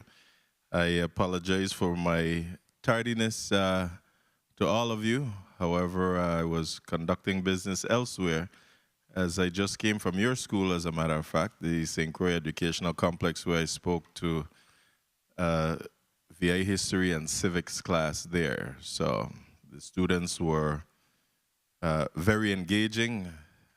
Questions came left and right. Hopefully they had a better understanding of how government works. So I want to say also a special thank you to, oh boy, I'm going to get her name wrong. I can't pronounce her first name, but Miss Thomas, she's a senior in Miss Garcia's class at the St. Croix Educational Complex. You know, and good afternoon again. Welcome, former Senator. How are you doing today? Good to see you. Doing well, Senator. You look Nice. comfortable and at home. You know, I am generally in support of all these measures, especially when it comes to supporting economic development, not only in our territory, but particularly on St. Croix, and especially those that will create additional housing. Regarding the minor CZM permit, CZM, it is CZX 21-22W. I had a chance to look at a couple of things, but I had a question for DPNR in terms of how the rental fees are assessed for submerged lands. If you could tell us about that. How did DPNR arrive at the annual rental fee of $3,200, I believe it was? And how often are these fees assessed? Is it only on renewal or issuance of a permit? Okay, thank you, Senator Gittins. Good afternoon. So we use, by law, we cannot charge less than $500 for any structure. And then we utilize the fair market value of the property from which the dock is projecting. And so in this case, we had a initial cost of $500, and then the area that the dock is occupying plus surrounding area. If it was only the dock, but the gentleman is going to have a vessel, he needs to turn around. So there's about 2,832 other square feet that he's utilizing. Right. And we utilized that, and that was a $2,700 cost based upon the fair market value per square foot of the. So what we do is fair market value of the 0.861. Right. And we break that down to what does that mean per square foot for the land. Right, and no less than 500, so you get yes, and then we transpose it. Okay. Yes. And So then the term is 20 years, so every 5 years we'll renegotiate. Okay. Every And 5 years? Every 5. So Okay. a 5, 10, 15, and 20 year. Great. And who is responsible for ensuring that these fees are paid? And that's each year, right? And if they're not paid, what happens? So we have a property manager who tracks with an online system that we're currently using, and statements are sent to each permittee. You're up to date? Yes, sir. No, you don't sound sure. No, we have some delinquencies, yes. But So for the what most is the part, recourse, and what are we doing to collect recourse? these? We send them a notice of violation, and we do offer payment terms. So if someone is having difficulty paying, we say, well, you can do monthly, yearly. So we are not, how should I say, punitive to the point where we're saying get out of town. But usually we try to settle over time the delinquency. Okay, great. And we monitor that annually. So we want to make sure that collections is taking place, okay? And if persons are delinquent, that we're going for it. And I know that sometimes people names end up places and they shouldn't be there. Because the other day I was reading the newspaper and I saw my name there, and I know I paid my property taxes. 1 minute. You know, so but I'm just saying, let's make sure that we're up to date on these collections. Now, regarding ZAC 24-5, what is the timeline for the 3 phases of construction there? Can you explain to me a little more about the tiny homes and whatnot as well? Because I'm just a little concerned about or what materials will they be constructed from? Because my concern is, you know, we're in the middle of hurricane season. Yeah, so that's Clarence Browne, Design District Architects. That's the last phase of this development. The first phase is the relocation of the business along Centerline Road, and that will be commenced immediately once we get building permits. and will take about 12 to 16 months to complete. And then the other phases will happen over the course of, let's say, about 5 years. Yeah, and let's speed up this one because the timekeeper come from St. Thomas and she don't play.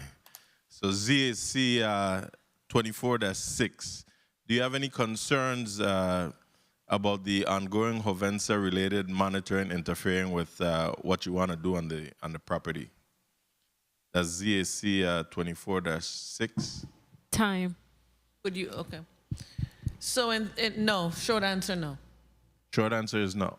Right. Okay. I can expand if you want, but no concerns. If the chair would allow you to, and then I just want to make one comment thereafter. Yeah. You may continue. Right, thank you. Where we are well aware, because it's the monitoring program for the recovery wells for the refinery, and so it's an ongoing remediation project that we are well aware of, and there's no issue with them accessing the monitoring wells at whatever frequency to be able to monitor the level of petroleum product in the well, if any. I just always want to make the distinction that this isn't drinking water wells, it's a monitoring well associated with the refineries, hazardous waste, or RCRA permit. Okay, thank you for that. And DPNR, I just wanted to put out there again, as I explained to one of the nominees before us the other day to serve on the CZM Commission, my concern again and remains the shoreline access, or beach access for our residents. I think it's high time for us as a government to look at solving that problem. It shouldn't be the property owners having to make a decision how much of my property I'm going to allow in between my neighbor for people to pass. I think that should be a determining factor by the government before land is purchased or sold or whatever the case may be. And my other concern is that sometime back when you all was here, you all showed all of us on the screen that those persons who have beachfront properties, that their boundary lines go all the way down into through the sand to the water. I have real concerns with that. We may need to amend the laws because that sand should be public access to people if they're utilizing the beach. So if you're telling me that my beachfront property, my property line runs down right into the water, then if I put up a wall or a fence going down there, how are you going to tell me to take it down? So I'm just bringing it out so that we can have this conversation. It's a true concern, and I don't want it to become even further problematic in the future. We'll have a discussion on that. But thank you for your time. Thank you, Mr. Chair, and hopefully, Ms. St. Tomar, you get something out of this process today as I spoke to your fellow students about the 3 co-equal branches of government and their responsibilities. Thank you so much. Thank you very much, Senator Gittins. And I think this rounds out our round on these requests before us. I don't have any additional questions. I've had the opportunity to ask my questions in between, but I want to take this opportunity again to commend DPNR for the work that you're doing, and certainly working with these applicants to get us to this point. I think is extremely commendable. We long advocated for, that we want to use everything possible to make sure that we're meeting the needs of our community, and that these applicants, in instances where they may fall a little bit short of the areas that there be some recommendation, how they could either utilize or use variance or some other mechanism by which we're able to get them through the hump, because this really lends itself to economic development and other means of housing and other employment and everything else that's associated with moving these measures forward. So a big kudos and thank you to DPNR. We looking forward to this comprehensive land and water use plan, and one of the strong advocates for the land and water use plan is here with us today. I'm sure she'll be delighted to see the steps that is being taken to get us to a final point. Hopefully before the end of the year, right? Yes. Hopefully before the end of the year. I'd love to get this under our belt in the 35th legislature. So we look forward to that. But at this time, I'd just like to go to each of the applicants to close off, and then we'll have Leia give the final words. I too want to join in commending our young student here. And, you know, all I can feel is I'm getting old, you know, because she's been around the legislature and been around the legislature family for quite some time. And it just seems like it was just yesterday she was in Pampers. and now she's heading off to college in the near future and coming back home to take over. So she could talk now. Yeah, she could talk now. Answer us back. So again, I think that you know, we have a lot to be thankful for. I think we spent a lot of time looking at the glasses being half full, and a lot of the pessimism and negativity throughout this community, but we have things moving. There is a lot of opportunities for all of us to undertake, and I'm just happy to be in a role where we could move these things forward. At this time, we'll start off with Bill 35-0302 for your final comments. Mr. Browne? That's the number 8, Mount Pleasant. So Clarence Browne, Design District Architect. So thanks again for the opportunity to present this project.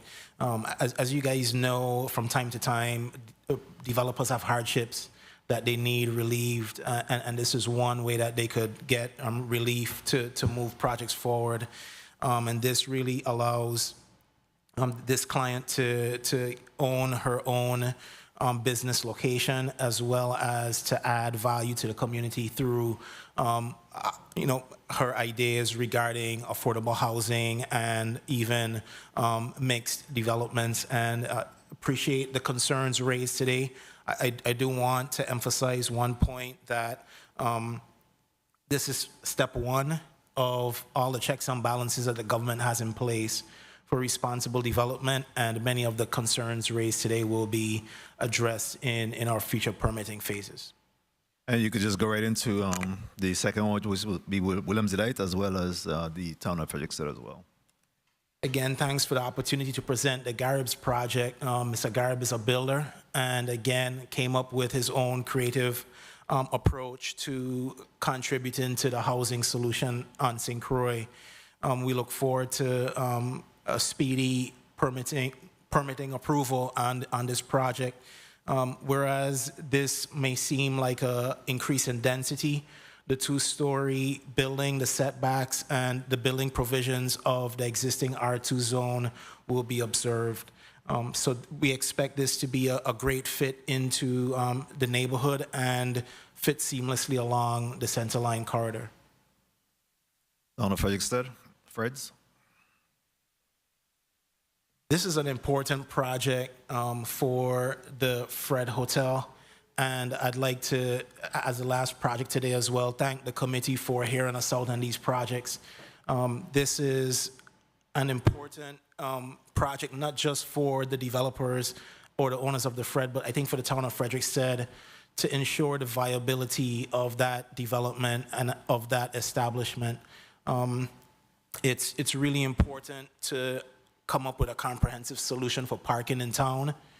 On a property-by-property basis, it's very difficult to accomplish off-street parking requirements per lot. And so we're thankful that there's remedies in the permitting process to relieve some of those requirements. And thanks again for your consideration. Oh, thank you very much. And then we'll go to former Senator Barnes, and I'm not sure if Mr. Hamad would also like to make comments, but either one of you are free to do that. Thank you, Senator. I would first like to begin by thanking and commending the Department of Planning and Natural Resources Comprehensive Coastal Zone Planning Division for their continued professionalism in the manner in which they handle these zoning applications. Leia, LaPlace, Ms. Polamas, and the entire staff. Definitely the best of the best in terms of navigating all things associated with this. I would like to thank you, Senate President Francis, and the members of the 35th Legislature for convening this committee of the whole to be able to hear these very important and worthwhile zoning applications to include VI Propane LLC. I too, like Senator Capehart, experienced calling the propane gas company after the most recent storms hearing. I have to wait 2 weeks, to be able to get, my propane tank filled. So there's definitely a need in the community. It's going to, again, drive competition, which can only benefit the consumers. So commendations, and I thank VI Propane for allowing me to represent them in this particular initiative. And Senator, if I may, I just really want to commend Clarence Browne and his team. I've worked with them on projects. I am very, very excited for what he's doing in the community and the young people that he's bringing along. And I want to commend the student for education from Educational Complex. I get excited when I see women in STEM. I remember the days when I was the only female in the engineering department at the Water and Power Authority. It was definitely a lonely road. So commendations to you, Mr. Browne. Continue the good work to you and your team. And please give the student my contact information as well. And thank you so much for this opportunity. Oh, you're very welcome, and thank you, former Senator Barnes, for being here. And next we'll go to Mr. Michael Jarkowski. Thank you, Senator, for your time today. And I, too, would like to thank DPNR for their work. It's a great partnership, in my opinion, as a landowner that's on the property, on the water, and so that we can take care of the environment of the Virgin Islands. And I'd like to thank Ms. Dempsey for her help and leadership. Very well, thank you. At this time, Ms. Leia LaPlace-Matthew. Good afternoon. So I'd first like to let the people of the Virgin Islands know the department will be going live with its electronic permitting system on September 30th. So if you're not aware, we are moving into the 21st century. We're getting into electronic permitting, no more bringing in papers into the office. So there is a training on our DPNR Facebook that's dated September 16th that gives you the information about our permitting system. It will currently have building permits, CCZP, and CZM. Other DPNR divisions will be added on shortly. And the second thing is that our comprehensive land and water use plan, the consultants are working to finish up the draft. And we hope to have it at the end of this month to forward to the governor, to then forward it to the legislature so that you guys can act on it, hopefully by the end of this year. Thank you. Thank you. Thank you. Director Hibbert. Thank you, Senate President. That's a hard act to follow. But exactly. Just want to reiterate our appreciation for having this avenue to showcase, I believe, the hard work that DPNR does do, and to say thank you to the team sitting back in the offices who go out every day and serve the people of the Virgin Islands. So thank you.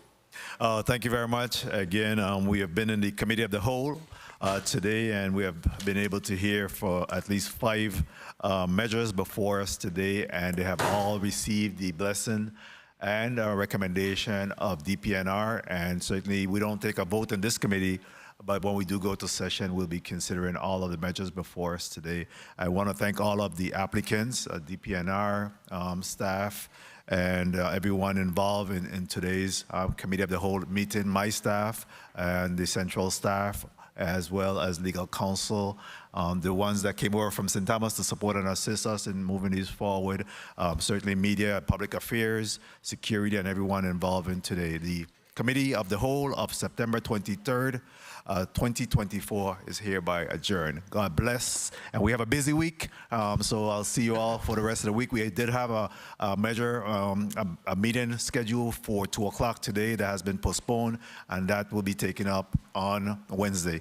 Again, that will be the Committee of Budget, Appropriations, and Finance. The Committee of the Whole is hereby adjourned. God bless.